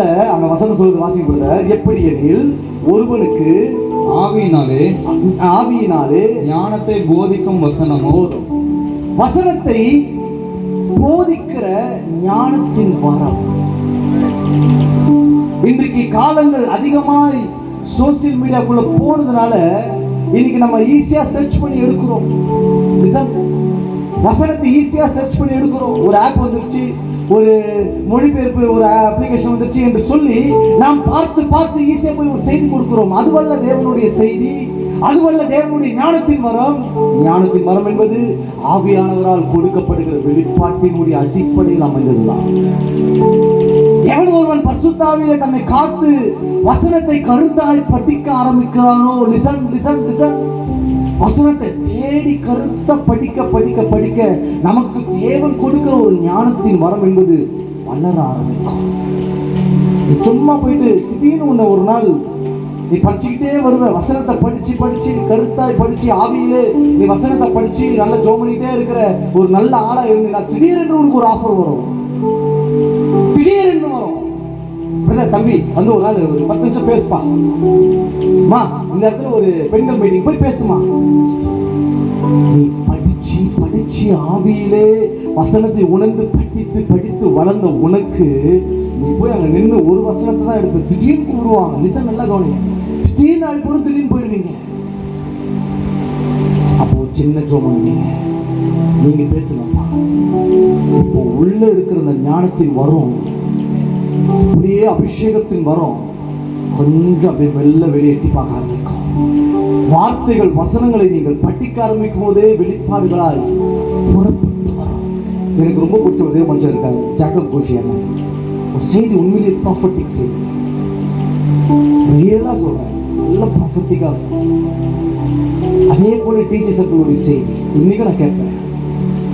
எந்த ஒரு சூழ்நிலையில் நின்று நீங்கள் வசனத்தை கேட்கும்படிக்கு நீங்க போறீங்களோ அந்த சமயத்துக்கு ஏற்ற வசனத்தை, வார்த்தையை, ஞானத்தின் வரம் அவர்களிலிருந்து செயல்பட்டு வெளியே வரும்.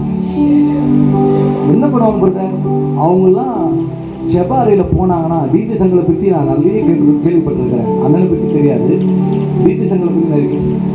அறையில் போயிட்டாருன்னா அவரா கதவு திறந்து வெளியே வர வரைக்கும் அவரை டிஸ்டர்ப் பண்ணக்கூடாது. வேதத்தை படிக்க படிக்க படிக்க படிக்க படிக்க படிக்க ஆவியானவருடைய அபிஷேகம் ஊற்றப்பட்டு பல மணி நேரங்கள் அபிஷேகத்துல அந்நிய பாஷையில அவர் ஜெபம் பண்ணி வசனத்தை நல்லா படிச்சுட்டு தான் உங்களுக்கு போவார். 3 நாட்கள் அற்புத கூட்டங்கள் நடக்கும். துல்லியமாய் திட்டமான தீர்க்கதரிசனம் வெளிப்படும். துல்லியமாய் வார்த்தை அப்படியே ஒரு மனுஷனோடு பேசும். ஒரு நாள் ஒரு மனிதரை குறித்து நான் அறிந்தேன். அவர் இங்கே டவுன் ஒரு மீட்டிங் வந்திருந்தார் டிஜே சங்கர். அவருக்கு ஒரு காச நோய், டிவி பயங்கரமாயிட்டு அவருக்கு மூச்சு விடவே முடியாத அளவுக்கு மறைக்கிற அளவுக்கு ஒரு நரக வேதனையோடு அந்த வியாதியில பிடிபட்டு இருக்கிறார். அங்கிள் மீட்டிங் நடக்குதுன்னு நோட்டீஸ் வந்தது. போய் கடைசியில மரத்துக்கே உட்காந்து இருமிட்டு இருக்கிறார். நல்லா கவனிங்க, இருமிட்டு இருக்கிறார். ஆயிரக்கணக்கான ஜனங்கள் நிற்கிற நேரத்தில் ஜெப வேலை வருகிறது. துல்லியமாய் பேரை சொல்லி கூப்பிடுறாங்க. என் அன்பு சகோதரனே டேஷ், உன்னுடைய பேர் கண்ணுக்கு முன்னாடி வருது. நீ காச நோயில இத்தனை மாத காலங்களாய் அவதிப்பட்டு கொண்டிருக்கிறாய். எப்பொழுது மரணம் வரும் என்று எதிர்பார்த்து கொண்டிருக்கிற உன்னை பார்த்து என் அருளாளர் சொல்லுகிறார், இன்றைக்கே உனக்கு ஒரு அற்புத சுகத்தை நான் கட்டளையிடுகிறேன் என்று சொல்ல ஒரு நிமிஷத்துல தூரத்தில் இருந்த ஒரு மனிதன் சுகமாக்கப்பட்டான். எப்படி வருது? ஞானத்தை போதிக்கிற வசனத்தை உள்ள ஏற்கணும். அடிக்கடி என் பொண்ணுகிட்ட என் மனைவிட்டு சொல்லிட்டே இருப்பேன், என் ஆசைலாம் ஒண்ணு நல்ல வல்லமையா ஓடி செய்யணும். 2வது அதிக நேரம் அப்பா சமூகத்திலே இருக்கணும். நான் நேற்று கூட வந்து தான் சொன்னேன், ஆண்டவரே நியாயமா உனக்கு இவ்வளோ வேலை வாங்கிட்டு இருக்கீங்க, எவ்வளோ நேரம் ஜோம் பண்ணேன், நான் கொஞ்ச நேரம் தான் ஜோம் பண்றேன், முடியலையேப்பா. அதிக நேரம் வசனத்தை படிக்க ஆரம்பிச்சேன்னா எப்படியோ ஒரு 3-4 செய்தியா நான் கொடுத்துருவார். நல்லா படிப்பேன். வசனத்தை போதிக்கிற வசனம் அது ஒரு வரம். அடுத்த வசனம், வேறொருவனுக்கு அந்த ஆவியினாலேயே, நல்லா நீங்க பவுல் மென்ஷன் பண்றாரு, ஒருவனுக்கு ஆவியினாலே ஞானத்தை போதிக்கிற வரம். 2வது அதே ஆவியினாலே வேறு ஒருவனுக்கு அறிவை உணர்த்தும் வசனம், அறிவை உணர்த்தும்படியான ஒரு வசனம் ஆண்டவர் கொடுப்பார். வாலிப பிள்ளைங்களை ஏன் பாஸ்டர்ஸ்லாம் வந்துட்டு கொஞ்சம் கடிஞ்சிக்கிறாங்க அப்படின்னா, அந்த அறிவு தாங்கள் பெற்றுக்கொண்ட இயேசு கிறிஸ்துவை அறிந்து கொண்ட அந்த அறிவை உங்களுக்கு வசனங்களாய் சொல்லிக் கொடுக்கும் பொழுது, இதை பண்ணாத தம்பி, லிசன் மகளே, நீ இதை பண்ணாதம்மா, மாத்திக்கோமா, அறிவு சொல்லி கொடுப்பாங்க.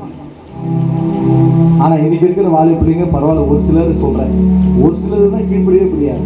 பாஸ்டர் என்ன சொல்றது, நாம என்ன செய்யுது, நான் பாஸ்டர் சொன்னானோ அதுக்கு இந்த பக்கம் தான் நான் நிற்பேன் அப்படின்ற மாதிரி ஒரு சில ஜனங்கள் இருக்கிறாங்க.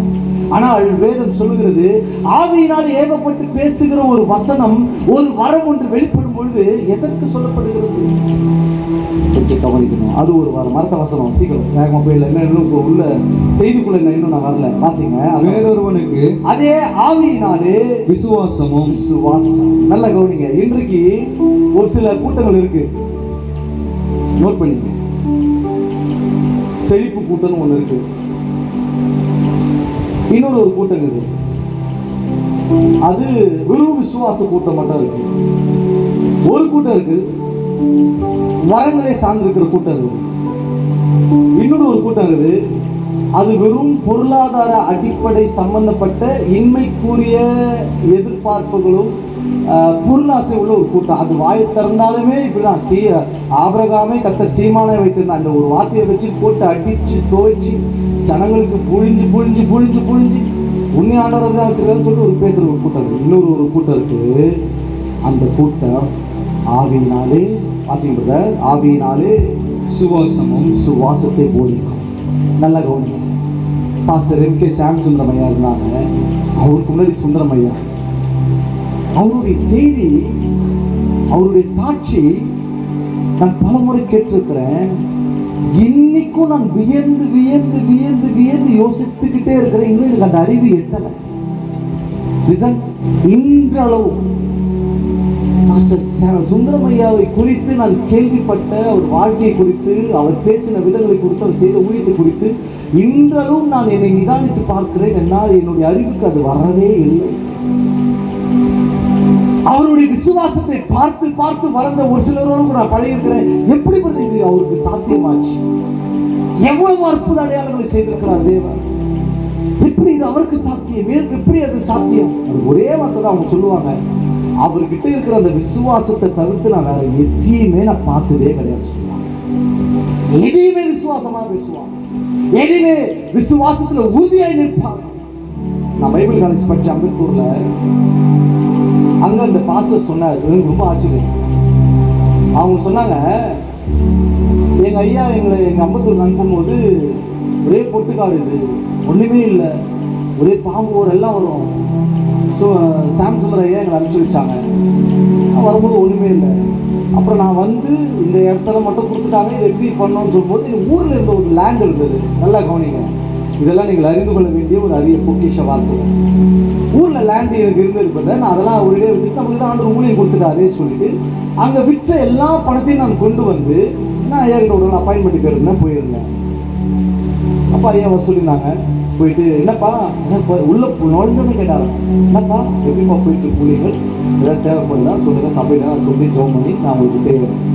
சொன்னேன், இல்லைப்பா நான் ஒரு ஜோமனிக்காக வந்தேன். சரி ஓகே, என்ன விஷயம் அப்படின்னு எல்லாத்தையும் சொல்லி லேண்டை விற்று எனக்கு இவ்வளோ பணம் வந்திருக்கு, அந்த பணத்தை நான் உங்ககிட்ட காணிக்கையாக கொடுத்து நான் ஆசீர்வாதத்தை பெற்றுக்கொள்ள வந்திருக்கேன் சொல்லி அவர் சொன்னதுங்க. இன்னைக்கும் அந்த பாச சொன்னது என் மனசு ஆழமாக வச்சிருக்கேன். அப்படியே அந்த காணிக்க ஒரு பெரும் லட்சம் என்னாச்சு, கொஞ்சம் பார்த்துட்டு அந்த அந்த இது கீழே தள்ளி விட்டுருக்காங்க, வயர் இந்த பக்கம் தள்ளி விட்டுருங்க. அவ்வளோதான். Okay okay. பல லட்சங்களை அவர் வைத்து ஐயாவோட காலில் வச்சு ஐயா கிட்ட கொண்டு வந்து காலு கீழே வச்சுட்டாங்க. நடந்தது சொன்னார், அவரையும் சொன்னார், நானும் என் மனைவியும் அந்த லட்சங்களை எடுத்துகிட்டு வந்து ஐயாவோட காலில் வச்சு எதாவது ஜோம் பண்ணி அனுப்புங்க, இதில் எனக்கு ₹1 வேணாம். ஹலோ, இதில் வித்த பணத்தில் ₹1 வேணாம், இது ஐயா கிட்ட சபையில் தலைமை சபைக்கு நான் கொண்டு வந்திருக்கேன்னு சொல்லி பாதத்தில் வச்சு ஜோம் பண்ணிட்டு போனாங்க. போன அந்த பொட்டல் கார்டு எப்படி ஆச்சு தெரியுமா? இன்னைக்கு நான் பைபிள் காலேஜ் படித்தேன், கீழே நீட்டாக ஒரு அவ்வளோ பெரிய லேண்டு அது கட்டணும், மேலே அப்படியே பால்கனி வச்சு கட்டியிருக்கிறான். எப்படி? ஆனால் விசுவாசம், நான் கற்றுக்கிட்டு விசுவாசம். நான் நினச்சிங்கன்னா அந்த நிலத்தை விற்று நான் பணத்தை இன்னொன்னா பண்ணியிருக்கலாம். ஆனால் அப்படியே போய் அப்போஸ்தலர் பாதத்தில் நான் வச்சேன். என் வசனம் கற்று கொடுத்தது அப்போஸ்தலர் பாதத்தில் நான் வச்சேன். உண்மையாக இருந்தேன். என் சபையை தேவன் கட்டி எழுப்பினார். கைகளை தட்டி அல்லேலூயா. வேறு ஒருவனுக்கு விசுவாசத்தை மட்டுமே போதிக்கும், விசுவாசத்தை போதிக்கும், விசுவாசத்தை கற்றுக் கொடுக்கும், விசுவாசத்தை பயிற்சிவிக்கும். எல்லாமே விசுவாசம் என்கின்ற மரம் பெற்ற அந்த ஊழியர்கள் கற்றுக் கொடுத்து கொண்டே இருப்பாங்க. அடுத்த வார்த்தை, வேறொருவனுக்கு அந்த ஆவியினாலே, வேறு ஒருவனுக்கு அதே ஆவியினாலே குணமாக்கும் வரங்களும், வேறு ஒருவனுக்கு குணமாக்குகிற வரங்களும் செயல்படும். அடுத்த ஒரு வசனம், இது தெரியும் உங்களுக்கு, அற்புதம் வாசிங்க. வேறு ஒருவனுக்கு அற்புதங்களை செய்யும் சக்தி, அற்புதங்களை செய்யும் சக்தி, வேறு ஒருவனுக்கு தீர்க்கதரிசனம் உரைக்கிறது, வேறு ஒருவனுக்கு ஆவிகளை பகுத்தறிகிறது, வேறு ஒருவனுக்கு பற்பல பாஷைகளை பேசுகிறது, வேறு ஒருவனுக்கு பாஷைகளை வியாக்கியானம் பண்ணுகிற ஒரு ஆவியும் அளிக்கப்படுகிறது. 11ஆம் வசனம் எல்லாம் சேர்ந்து வாசிக்கலாம். இவைகள் எல்லாம் அந்த ஒரே ஆவியானவர் நடப்பித்து தமது சித்தத்தின்படி அவன் அவனுக்கு பகிர்ந்து கொடுக்கிறான். கைகளை தட்டி அல்லேலூயா. இத்தனை வரங்கள் திருச்சபையிலே கொரிந்து பட்டணத்திலே செயல்பட்டு கொண்டே இருந்தது. லிசன் லிசன் லிசன், பயன்பட்டு கொண்டே இருந்தது. ஆவிக்குரிய வரங்கள் ஆவியானவரை வைத்து கொண்டாடி கொண்டிருந்த சபை, ஆனால் சோரம் போக ஆரம்பித்து விட்டது. ஏதோ ஒரு இடத்துல அதை தேவனுக்கு பிரியமில்லாமல் செயல்படுத்த ஆரம்பித்து விட்டார்கள். பவுல் எழுதுகிறார், இதெல்லாம் எது கொடுத்தார் தெரியுமாடா? பிரயோஜனம் கொடுத்தார், மற்றவனுக்கு பிரயோஜனப்படுத்த. ஆனா இன்னைக்கு வரங்களை பெற்றுக்கொள்ளுகிற நாம், நம்முடைய பேர் வெளியே வரணும், நம்முடைய ஊழியம் வெளியே வரணும், நாம் அதை செய்யணும், நாம் இதை செய்யணும் அப்படி என்று நாம் எண்ணிக்கொண்டு செயல்படுத்துகிற காரியத்தில் ஆவியானவர் எழுப்புதல் குறைந்து விட்டது. 90s சீரணி அரங்கத்தில் மீட்டிங் நடக்கும். அப்போது சீரணி அரங்கம்னா உங்களுக்கு தெரியும்னு நினைக்கிறேன். மெரினா பீச்சில் ஒரு சென்டர் இருந்தது, சீரணி அரங்கம். அதில் தான் பெரிய பெரிய பிரபலமான ஊழியர்கள்லாம் வந்து பிரசங்கம் பண்ணுவாங்க. ஃபாரின்லாம் வருவாங்க, பெண்ணியெல்லாம் வந்திருக்காங்க. அப்படி வந்து அவர்கள் கூட்டங்களை நடத்த ஆரம்பிக்கும் போது இங்கே சொல்லப்பட்ட அத்தனை வெளிப்படும். இதில் படித்த அத்தனை வரங்களும் ஒவ்வொரு ஊழியக்காரர்களிடத்திலிருந்து ஒவ்வொரு விதமாய் வெளிப்பட்டு திரளாய் ரசிக்கப்பட்டு கொண்டே இருந்தார்கள். சபை 90களிலே சும்மா கதன்னு வரங்கள்ல நிரம்பி இருந்தது. இன்னைக்கு ஏன் இல்லை? ஏன் இல்லை? இதை பவுல் சொல்லுகிற அந்த கொரிந்து பட்டணத்தோடு ஒப்பிட்டு பார்ப்போம் என்று சொன்னால், ஏதோ ஒரு சுயத்தில் நாம் அதை பயன்படுத்திக் கொள்ள ஆரம்பித்து விட்டோம். நமக்கான ஒரு காரியத்தை, நமக்கான ஒரு விஷயத்தை, நமக்கு முன்னேற்ற காரியம் எங்கு அதிகமாக வெளிப்பட ஆரம்பிக்கிறதோ ஆண்டவருடைய செயல்பாடுகள் குறைஞ்சு போச்சு. ஏங்க, நான் உங்களை பார்த்து கேட்குற வாய்ப்பிள்ளையை பார்த்து இந்த வசனம் சொல்லுது, அற்புதங்களையும் அடையாளங்களையும் இந்த ஆவியினால் செய்கிற ஒரு வரம். ஏங்க சும்மா தலைவலி போட்டுக்காங்க சபை? பக்கத்து பாசம் தலைவலி போட்டுக்கா சபை? நீங்க இந்த பக்கம் வந்தால் இந்த பக்கம் பேச மாட்டீங்க, இந்த பக்கம் வந்தால் அப்படி பேச மாட்டீங்க. சபையில் தலைவலி போட்டு தான் வரமா? கேளுங்க. வயிறு வலி போட்டு தான் வரமா? தூக்கம் வரலன்றதுக்கு தூக்க மாத்திரை தான் வரமா? ஆனால் சபையில் ஒரு வரம் செயல்படுது, அப்படின்னு சொல்லிடுறாங்க. பாஸ்ட் மெசேஜ் எடுக்க ஆரம்பிச்சுன்னு போதும் பல பேருக்கு தூக்கத்தின் ஆவி வரமா வந்து தலையில் உட்காந்து, சில பேர் கண்ணோட இமையை பிடிச்சி தூங்கின்னு இருக்கும்போது தூங்கு, அவன் அதான் பேசணும், தூங்கு தூங்கு தூங்கு. பல ஊழியக்காரருடைய சபையில் பார்த்துருக்கிறேன். நான் போகிற சபையில் நான் நல்லா ஆவியில் இருக்கிற ஆள். சில சபைகள்லாம் போனால் ஆவியே இருக்காது, கஷ்டப்படுவேன். செய்திக்கு பிரசனத்துக்குள்ள வரதுக்கே கஷ்டப்படுவேன். அப்போ ஆண்டவர் சொல்லுவார், இது இப்படிதான் இருக்குது சபை, இது கொஞ்சம் எழுப்பி விட்டு வெளியே வருது தான் நானும் பார்க்குறேன். ஆனால் இது வர மாட்டேங்குது. பாஸ்டுக்கு மேலே தூக்கத்தின் பேரொழியா இருக்குது. இந்த வரங்கள் தேவன் சபையில வைத்தது ஒரே ஒரு நோக்கம், அவருடைய ராஜ்யத்தை கட்டி போயிடும். அந்த ஊழியர்களை எல்லாம் வேதம் அங்கீகரிக்கவில்லை. 5 விதமான ஊழியர்களை அங்கீகரிக்கிறது. ஆனால் அங்கீகரிக்கிற ஒரு முக்கியமான நோக்கம் சபையின் சத்தமா சத்தமா எதுக்கு? நீங்க சொல்லுங்க, முழுசா சொல்லுங்களேன்.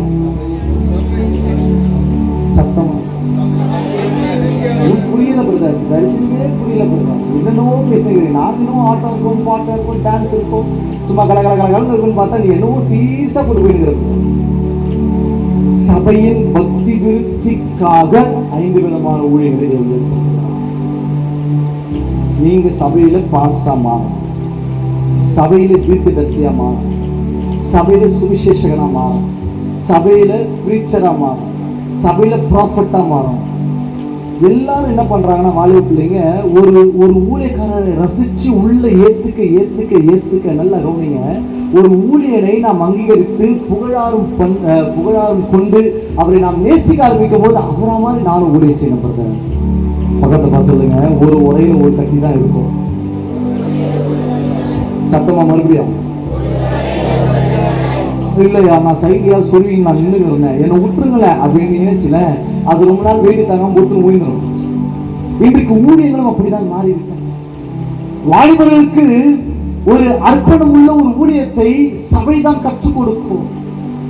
ஒரு கிராம ஊழியத்தினுடைய பாரத்தை சபையின் போதகர் உங்களுக்குள் முதலாவது விதைத்து அதை செபிக்கும்படிக்கு பயிற்சி கொடுத்து உங்களை நடத்துவார். உங்களுக்கு வசனங்களை போதித்து கொடுத்து உங்களை சுவிசேஷ பணிக்காக பயன்படுத்தும்படிக்கு உங்களை ஊக்குவிப்பார். உங்களை வசனங்களை அதிகமாய் படிக்க வைத்து ஆவியானவருடைய சத்தத்தை தெளிவாய் கேட்டு சபையில் இருக்கிற பிள்ளைகள் தீர்க்கதரிசிகளாய் மாறும்படிக்கு ஊழியக்காரர்கள் கற்றுக் கொடுப்பார்கள். இதெல்லாம் ஏன் கற்றுக் கொடுக்கிறோம்? ஒன்றே ஒன்றுதான், சபையானது பக்தி விருத்தி அடைவதற்காக. நான் ஒரு இவாஞ்சலிஸ்ட். என் பாஸ்டர் கிட்டத்தட்ட ஒரு 15 வருஷம் உடன் ஊழியனாயிருக்கும். 15 வருஷம் 10வது முடிச்ச உடனே போயிட்டேன். 15 வருஷமா என்னை பயிற்சி எடுத்துக் கொண்டே இருக்கிறான். நான் செய்யற வேலைலாம் நீங்க செய்யவே மாட்டேன். கீழ் மட்டத்திலிருந்து மேல் மட்டம் வரைக்கும் நான் தான் செய்யறேன். செப்பல் அடிக்கிறது, கிளீன் பண்றது, பாத்ரூம் கிளீன் பண்றது, சபையில A to Z என்னென்ன வேலை அந்தந்த நேரத்தில் வருதோ சுத்திப்பா சும்மா பொம்மர மாதிரி சுத்துவேன். என்னது? சத்தமா அதனால தான் இந்த ஆள் வந்து ஒரே இடத்துல நின்றுட்டான் போடுவேன். சுற்றி சுற்றி நம்மகிட்ட வந்து நின்றுட்டான். தெரியுது, இப்போதான் தெரியுது, இந்த ஆள் நல்லா ஓட விட்டுக்கிறாங்க. சும்மா பம்பர மாதிரி சுற்றிக்கிட்டே இருக்கு ஊழியத்தில். திடீர்னு ஒரு நாள் ஆண்டவருக்கு தரிசனமாய் ஒரு ஊழியத்து பேர் கொடுத்துட்டு என்கிட்ட பேசிட்டேன். இப்போ எனக்கு உள்ள லப்புக்கு அடிக்குது. ஒரு பாஸ்டர் கிட்ட இருந்துட்டு நான் பாஸ்டா தானே ஆயிருக்கணும். பக்கத்து சொல்லுங்க, பாஸ்டர் கூட இருந்தா பாஸ்டர் ஆக மாட்டீங்க, ஊழியக்காரன் ஆகுங்க. இல்லையா, எங்க ஐயா மாதிரியே நான் ஜிப்பாலே இருக்கணும்னு நிச்சயிச்சுங்க. நீங்களே அர்த்தம் சொல்லுங்க, ஏய் கிரிஞ்சி வண்டியா நீ, உன்னை அங்கிருந்து தொட்டு விட்டு வந்து நிக்கிறேன்னு நினைக்கிறேன் அப்படின்னு நீங்க நினைச்சிருக்கீங்க. அப்படி அல்ல. எனக்கு அந்த குணாதிசைகள் பிடிக்கும், விசுவாசம் பிடிக்கும், பரிசுத்தம் பிடிக்கும், வசனம் பிடிக்கும், எல்லாம் பிடிக்கும். ஆனால் என்னை எதற்காய் பிடித்தாரோ அதை நான் பிடித்துக் கொள்ளும்படிக்கு ஆசையாயிட்டார். இப்ப ஊழியக்காரர்கிட்ட போய் சொல்றேன், எனக்கு இந்த மாதிரி தரிசனம் கொடுத்துட்டார் ஆண்டவர், நான் வந்து செய்ய போறேன். புரிய ஐயா மூஞ்சு முகலம் மாறிச்சு. ஆண்டவர் தரிசனம் ஆயிட்டாரா? ஆண்டவர் வெளிப்பாடு கொடுத்துட்டாரா? ஆமாப்பா. ஒரு வாரம் கழிச்சு நான் ஜோமணி சொல்றேன் போ அப்படின்ட்டு. ரொம்ப ஜாலியா இருந்தேன். ஏன்னா கான்ஃபிடென்ட்டா இருக்கிறோம். பக்கத்து சொல்லுங்க, ரொம்ப கான்ஃபிடென்ட்டா இருங்க. உங்க ஊழியத்துல நான் சொல்றது சொல்லுங்களா, வாயில புண்ணு வந்துடும். உங்க ஊழியத்துல, உங்க அழைப்புல, உங்க கிருபையில கான்ஃபிடென்ட்டா இருங்க. ஒரு வாரம் கழிச்சு 10 நாள் கழிச்சு போறேன், இப்படி போறேன். ஏன்னா இப்படி போக முடியாதுல்ல ஊழியக்காரர்கிட்ட. அண்ணன் போய் பார்த்தாரு, ஜோம் பண்ணிட்டேன், ஃபேமிலியாக ஜோம் பண்ணிட்டோம். கிளம்பும் போது திரும்பும் போது, அண்ணன் தரிசனம் சொன்னேனே, ஆண்டவருக்கு பேசலாம் சொன்னேனே, ஏதோ நான் ஜோமன குமார். அவர் சொல்ற, ஜோமன குமார், ஆண்டவர் உன்னை சுவிசேஷ பணிக்காக அழைச்சிருக்காரு நீ சொன்னல, நான் ஜோமன குமார். ஆண்டவர் உன்னை சுவிசேஷத்தை தான் அழைத்திருக்கிறார். இவாஞ்சலிஸ்ட் குமார் சாலமன் போட்டு ஊழியத்தை பண்ணு. கையை தட்டு தேவச்சரண. நான் உடனே நம்ம வாய்ந்த சும்மா இருக்காரு. உடனே கேட்டா, அதுக்கு ஏன்னா 10 நாள் எடுத்துக்கிட்டீங்க? நம்ம வாய் கொழுப்பு. ஆண்டவர் பாஸ்டர் கூட பேசவே மாட்டார். காரணம், எனக்குன்னு வந்தாதான் பாஸ்டர் பேச மாட்டார். எனக்குன்னு வந்தாதான் பாஸ்டர் வெளிப்பாடு சொல்லுவார். எனக்குன்னு வந்தாதான் திட்டுற மாதிரி பேசுவார். என்னென்னவோ என்னையே கார்னர் பண்ணி பேசுவார். நோ. நல்ல ஆவியில வளர்ந்த தேவ மனுஷங்க ஆவியில நிதானத்துல வந்து, ஆண்டவரே பிள்ளை தொல்லையின் திரட்சினாலே நடத்தப்படுகிறானா, மாம்சத்தை நடத்தப்படுறானா, இல்லை நீங்க தான் அவனுக்கு அழைச்சிங்களான்னு ஒரு 10 நாள் கிட்ட ஒரு டைம் எடுத்து எனக்கு ஷோ பண்ணி, என்னுடைய ஊழியத்தோட டிசைன் ப்ளூ பிரிண்ட்னு இல்லையா, அதை கூட ஒரு வரைஞ்சி எனக்கு சொன்னாரு, குமார் உன்னை கத்துக்கலாம் கொண்டு போக சொல்லியிருக்கிறாரா, கையை தட்டு தேவஜனங்க. அது பேர் சொன்னாங்க காண்டாயிடுங்க. அதனால அதை நிப்பாட்டுறேன்.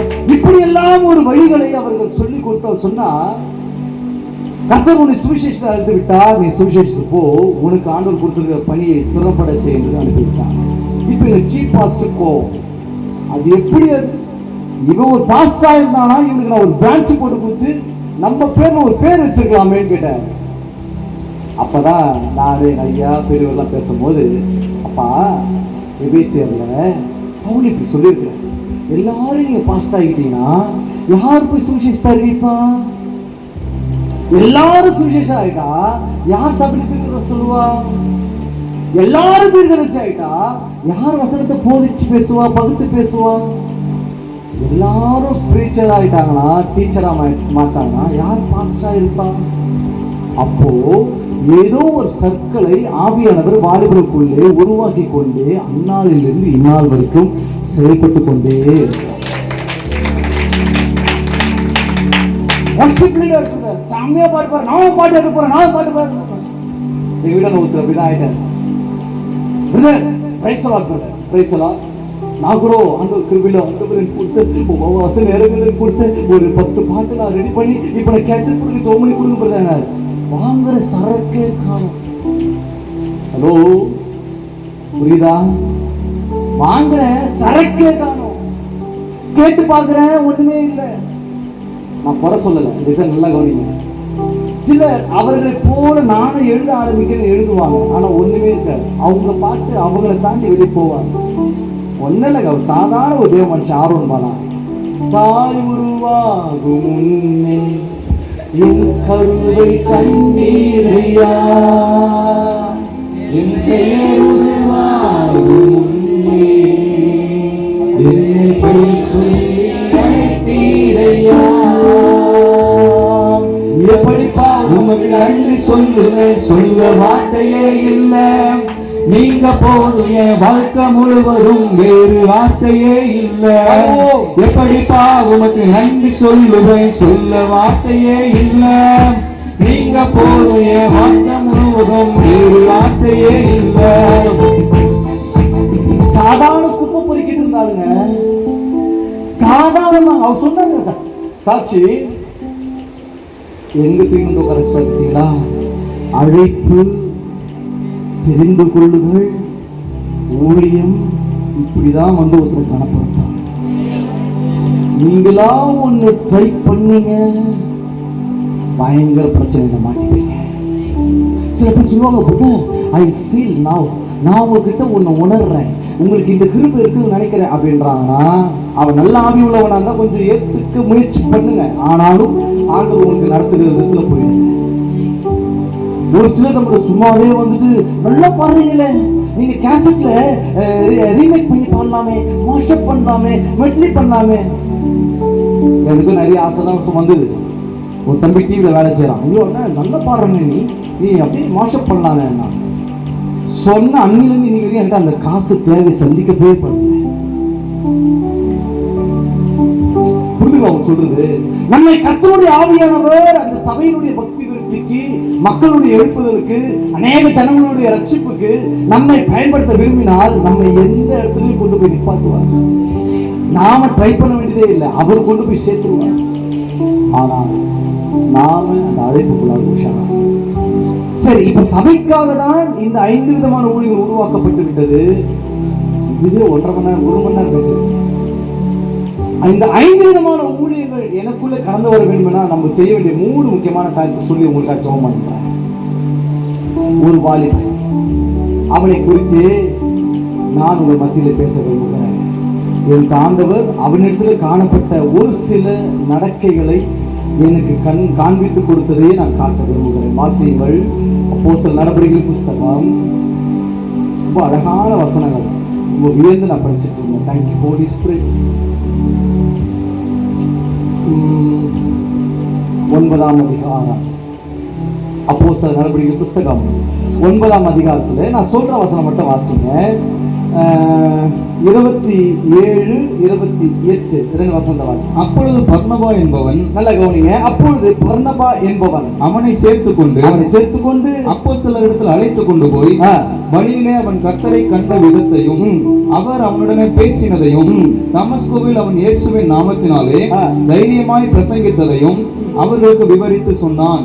அதன் பின்பு அவன் எருசலேமிலே அவர்களிடத்தில் போக்கும் வரத்துமாய் இருந்து, பவுல் எருசலேமிலே, நல்லா கவனிங்க, போக்கும் வரத்துமாய் இருந்தான். யார் இந்த பவுல்? சவுலாய் இருந்த ஒரு வாலிபன். அதை இன்னொரு வசனத்தை நான் வாசிடுறேன். 8ஆம் அதிகாரத்துல கடைசி ஓகே 7ஆம் அதிகாரத்துல 58 அதை மட்டும் வாசிங்க. ஸ்தேவானை நகரத்துக்கு புறம்பாக தள்ளி அவனை கல்லெறிந்தார்கள்.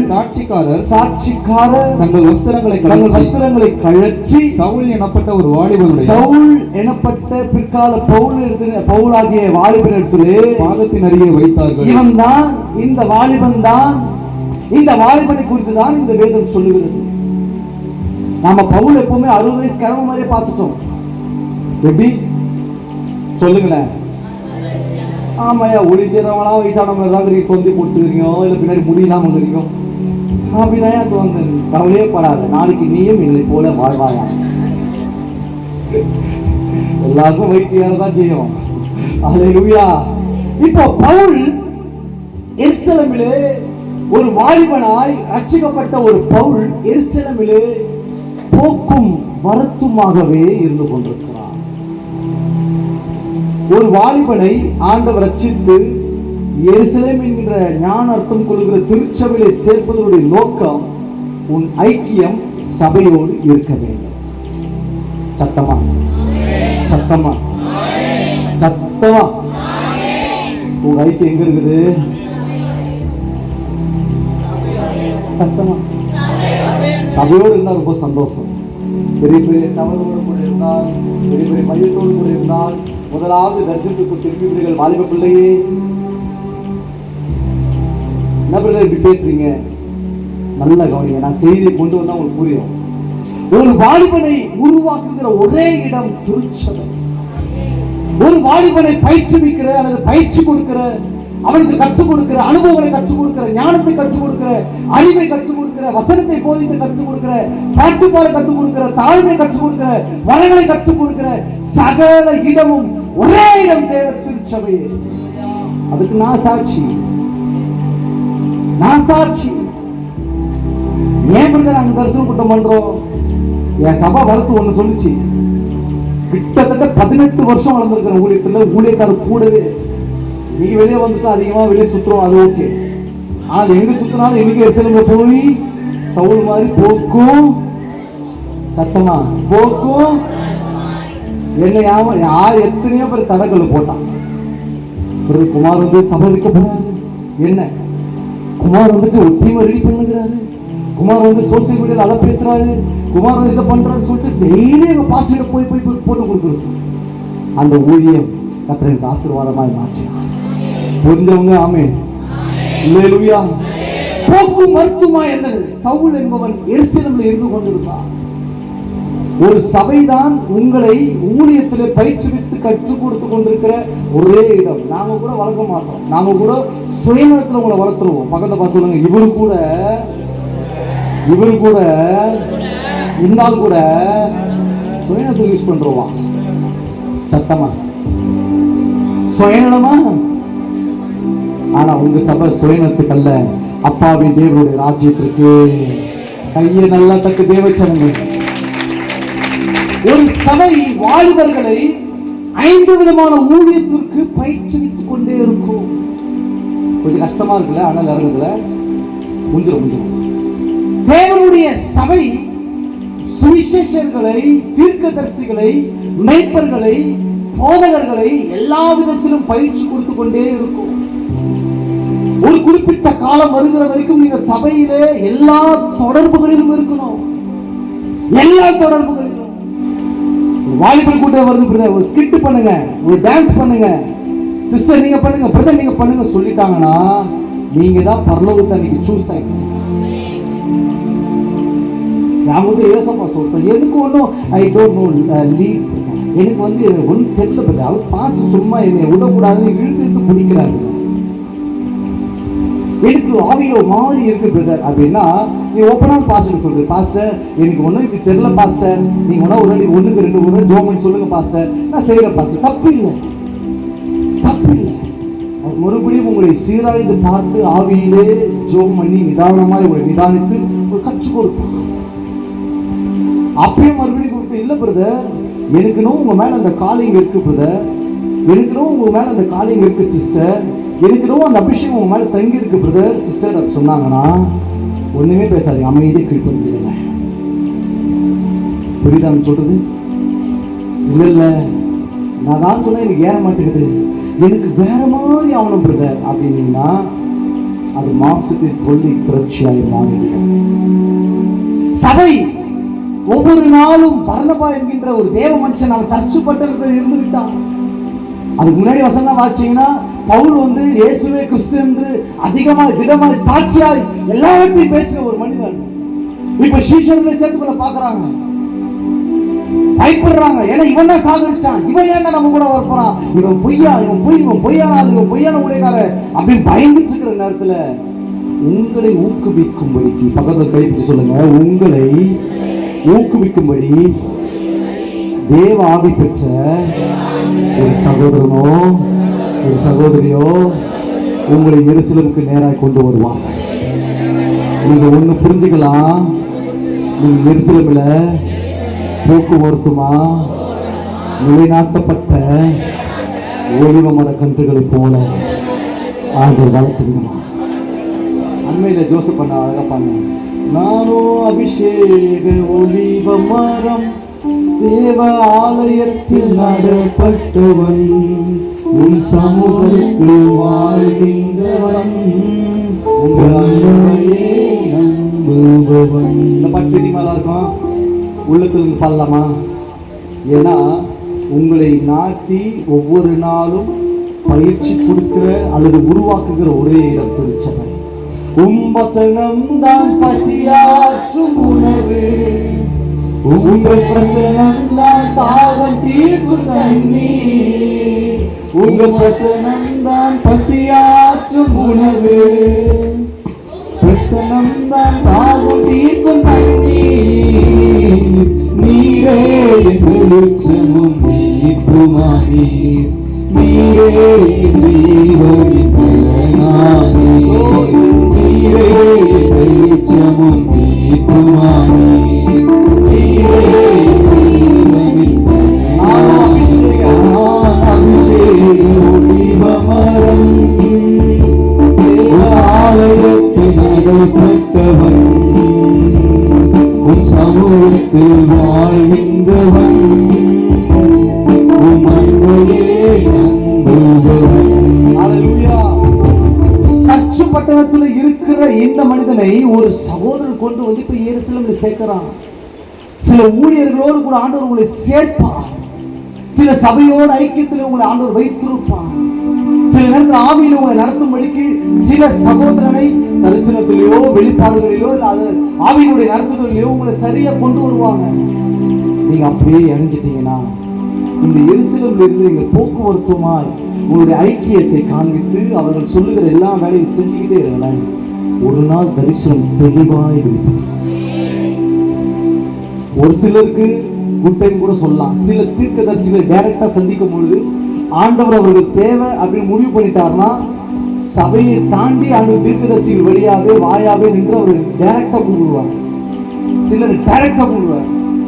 அவங்க எந்த ஒரு பயிற்சி எடுத்துக்க மாட்டாங்க, சபையில ஒரு பெரிய அளவுல ஒரு பெரிய ரோல் காமிச்சிருக்க மாட்டாங்க. ஆனால் அவர்களை திடீர்னு ஒரு வல்லமையான ஒரு தீர்க்கதரிசி, உண்மையான கர்த்தருடைய தீர்க்கதரிசியை கொண்டு அவளை சந்திக்கும் பொழுது நேம் காலில் கொண்டு அல்லது அழைப்பை கொண்டு திட்டமாய் தெளிவாய் உறுதிப்படுத்தி சொல்லிவிடுவாங்க. அப்படி சொல்லிட்டாங்களே, அவங்க அப்ப எங்க வளருவாங்க? சத்தமா எங்க வளருவாங்க? சபைதான். சபைதான் அதை போதிக்கும். இப்படிதான் சவுல் ஒரு சீஷனாய் தான், வசனம் தெளிவா சொல்லி சீஷனாய் தான் அவன் எருசலேமுக்கு கொண்டு வரப்பட்டான். முதல் காரியம் முடிச்சல. அடுத்த காரியம், இப்போ எருசலேமுக்கு போக்குவரத்துமாய் இருக்கிற அவனை கர்த்தர் எப்படி எந்த விதமாய் தரிசனத்தோடு நடத்துகிறார் வாசிக்கலாம். அதே அப்போஸ்தலர் நடவடிக்கைகள் புஸ்தகம் 13ஆம் அதிகாரம் 2ஆம் வசனம் வாசிங்க. அவர்கள் கர்த்தருக்கு ஆராதனை செய்து 11 வாசிங்க.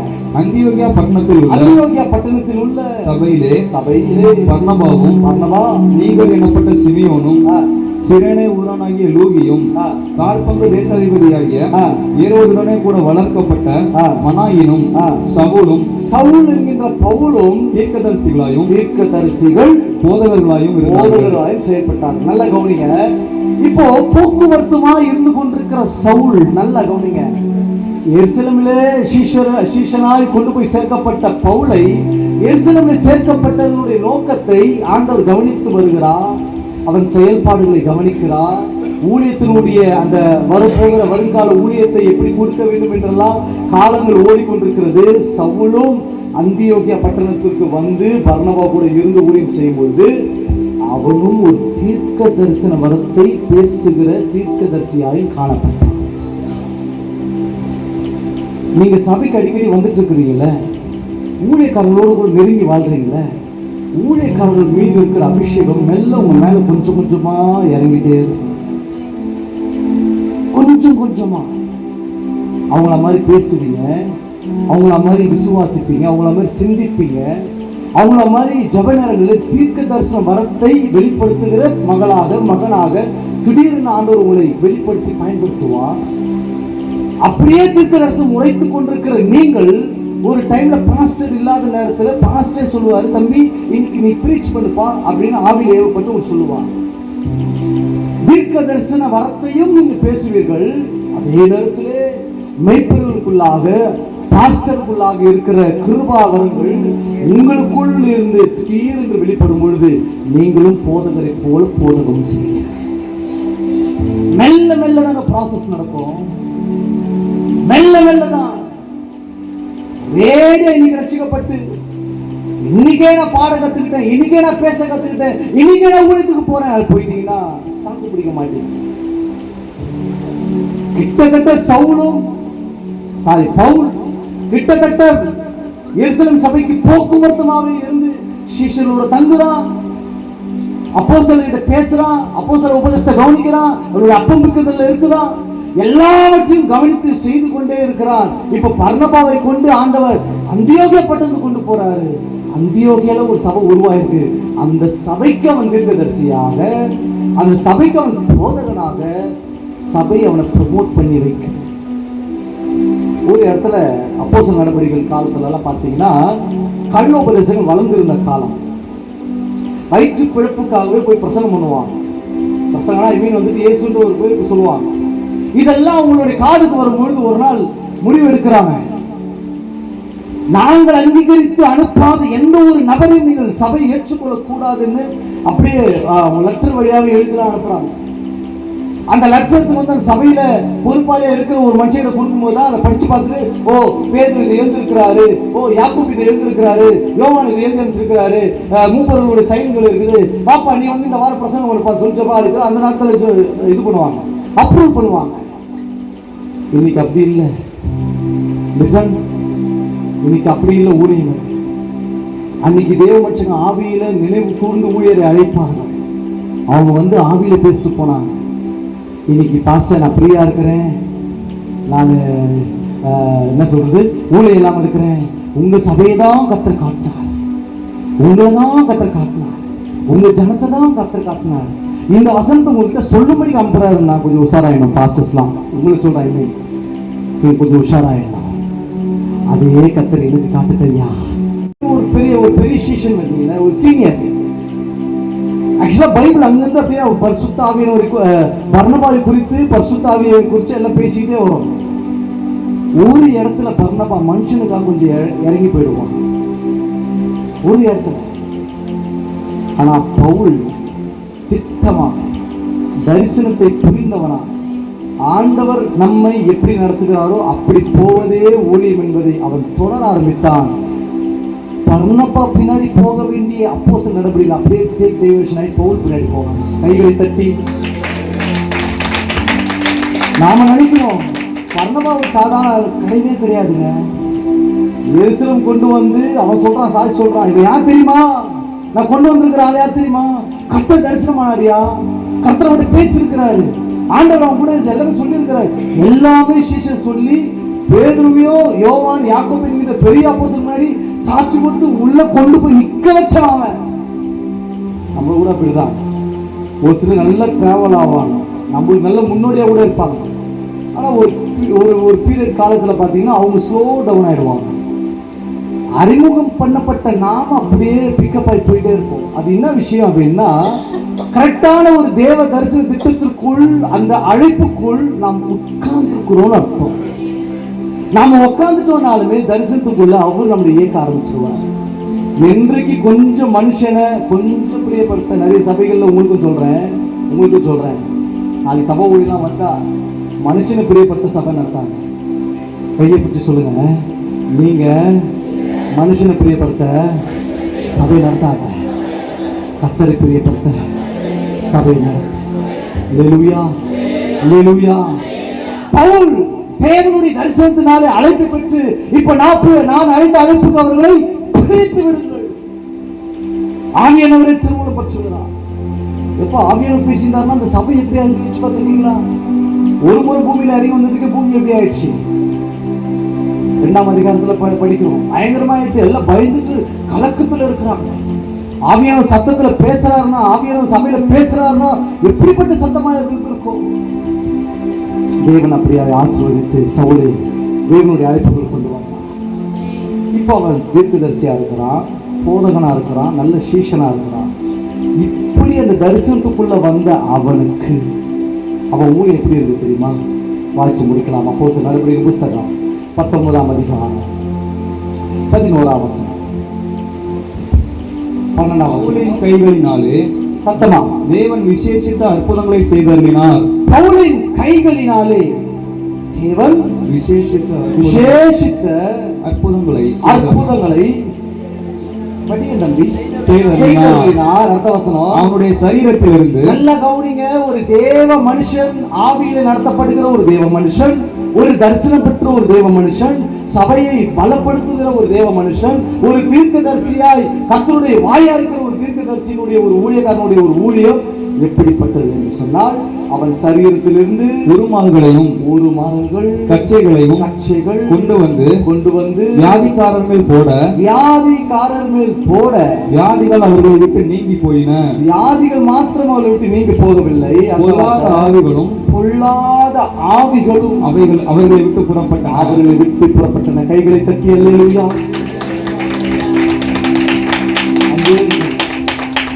அங்கே சொன்னா, நீங்க உங்க அழைப்புல சபைக்கு போக்குவரத்து காரியம், அதாவது போக்குவரத்துனா உங்களுடைய ஐக்கியத்தை காண்பித்து கொடுத்து வாழ்கிற நல்ல ஒரு ஐக்கியம் பலப்பட ஊழியர்கள் வழியாய் ஆண்டவர் கொடுக்கிற உபதேசங்கள், அபிஷேகம், கிருபைகள், வரங்கள் எல்லாம் உங்க மேல கொஞ்சம் கொஞ்சமா அப்படியே டிரான்ஸ்ஃபர்மேஷன் ஆகிட்டே இருக்கும். அதனால நீங்க தீர்க்கதரிசி அறியப்படுவீங்க, போதகர் அறியப்படுவீங்க, மேய்ப்பர் அறியப்படுவீங்க, ஃபியூச்சர்ல ஒரு பாஸ்டர் அறியப்படுவீங்க, ஃபியூச்சர்ல ஒரு ப்ராஃபட் அறியப்படுவீங்க, ஃபியூச்சர்ல ஒரு இவாஞ்சலிஸ்ட் அறியப்படுவீங்க. இப்படி சபையிலிருந்து ஆண்டவர் மெல்ல ஊழியர்களை உங்களுக்கு மேல இருந்து டிரான்ஸ்ஃபர் பண்ணிட்டே வருவார். இப்படி பண்ணிக்கொண்டே வந்த தேவன், நீங்க போகவே வேணாம். சில இடத்துல உங்களுக்கு ஃபோன் கால் வரும், அல்லது உங்களுடைய செய்தியை எங்கேயோ ஒரு யூடியூப்லயோ டிவிலையோ கேட்க ஆரம்பிப்பாங்க. அங்க இருக்கிற பிசாசுகள் உங்களுடைய சத்தத்தை கேட்டு அலறி எடுத்து ஓடாது. கைகளை எல்லாம் தட்டி தேவச்சனே. இன்றைக்கு அநேக ஊழியர்கள் பேசுகிறார்கள். பேச்சாகவே வீண் பேச்சாக பிரசங்கமாகவே இருந்து கொண்டிருக்கிறது. யாருக்கு வசனம் தெரியாது? பக்கத்துல கை சொல்லுங்க, யாருக்கு வசனம் தெரியாது? பிசாசு கூட வசனம் தெரியும். எங்களுக்கு அதெல்லாம் வேணாம். ஒண்ணு வேணும், என் வழியா எழுத்துணும். எத்தனை பேர் ஆமென் சொல்றீங்க? அல்லேலூயா.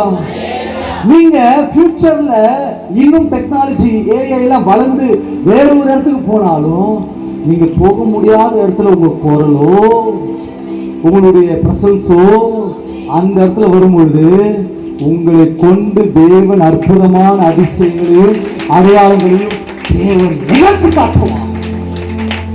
நான் விசுவாசிக்கிறேங்க, சீரியஸா சொல்றேன். எழுப்புதல் என் வழியா தான் வரும்ன்றது நான் ஆழமா நம்பிட்டு இருக்கிறேன். தப்பா இருக்காதீங்க. பெரிய பெரிய ஊழியக்காரரை வச்சுதான் தேவன் செய்யணும் அவசியம் இல்லை. நல்லா புரிஞ்சுங்க. அவங்க நமக்கு ஒரு முன்மாதிரிகள். இது சத்தமா அவங்க நமக்கு ஒரு முன்மாதிரிகள்.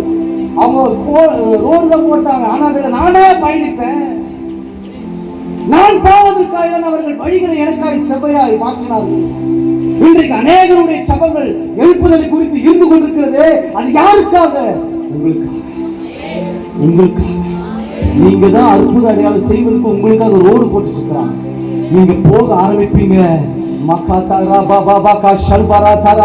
நீங்கள் நடக்க ஆரம்பிக்கிற உங்களுடைய தெருக்களிலே அநேக பிசாசுகள் அலறி அடித்து, ஓ தேவனுடைய குமாரர்கள், தேவனுடைய அபிஷேகம் பெற்ற தேவ பிள்ளைகள் வந்து விட்டார்கள், இங்கு நமக்கு வேலை இல்லை என்று சொல்லத்தக்கதா அசுத்தாவிகள் புறப்பட ஆரம்பிக்கும். சூனியத்துல கட்டி வச்சிருக்கிற கிராமத்துக்குள்ள கர்த்தர் கொண்டு போவார். நல்லா கவனிச்சு, காலங்காலமாய் மரத்திலேயோ மற்ற இடங்களிலோ கட்டி வைத்து ஆளுகை செய்து கொண்டிருக்கிற எல்லா பொல்லாத ஆவிகளுக்கு ஒரே ஒரு தரிசனம் பெற்ற ஒரு வாலிப பிள்ளை தேவை. அது நீதான் என்பதை ஒரு நாள் அங்கு இருக்கிற ஆவிகள் கண்டறிந்து தேவனுக்கு முன்பாக அலறடித்து போனார்கள். அண்ணா இன்னும் ஜெபிக்கவே ஆரம்பிக்கல, இன்னும் நான் ட்ரைனிங்கே ஆகலையே. நீ சொல்றதெல்லாம் சொன்னா அனுபவம் போடுகிறேன். தெரிஞ்சோ தெரியாமலையோ எபேசியர் 4:30 படி உங்க மேல ஒரு முத்திரை விழுந்தாச்சு. ஆமென் சொல்லலாம். தெரிஞ்சோ தெரியாமலையோ முத்திரை உன் மேல விழுந்துச்சு. நீயா தப்பி ஓடினாலும், யோனா மாதிரி வேற பட்டணத்துக்கு ஓடி உயிரை காப்பாத்தின்னு நினைச்சாலும் உன் பின்னாடி ஒரு மீனை விட்டுட்டே இருப்பாங்க. உன்னை கொண்டு வந்து கரை சேர்க்கிற மீன் அதுதான். நீ நினைச்சிட்டு இருக்கிற எங்க பாஸ்டர் பேசாத பிரசங்கத்தை நீ பேசுற, ஓகே ரைட்டு. எனக்கு தெரியாதே நீ பேசுறீங்க, ஓகே ரைட்டு. ஆனா பேசுகிறது நாங்கள் அல்ல, எங்களிலிருந்து அப்படிங்கிறது நீங்க முடிச்சிடலாம். Thank you holy spirit. Oh thank you glory.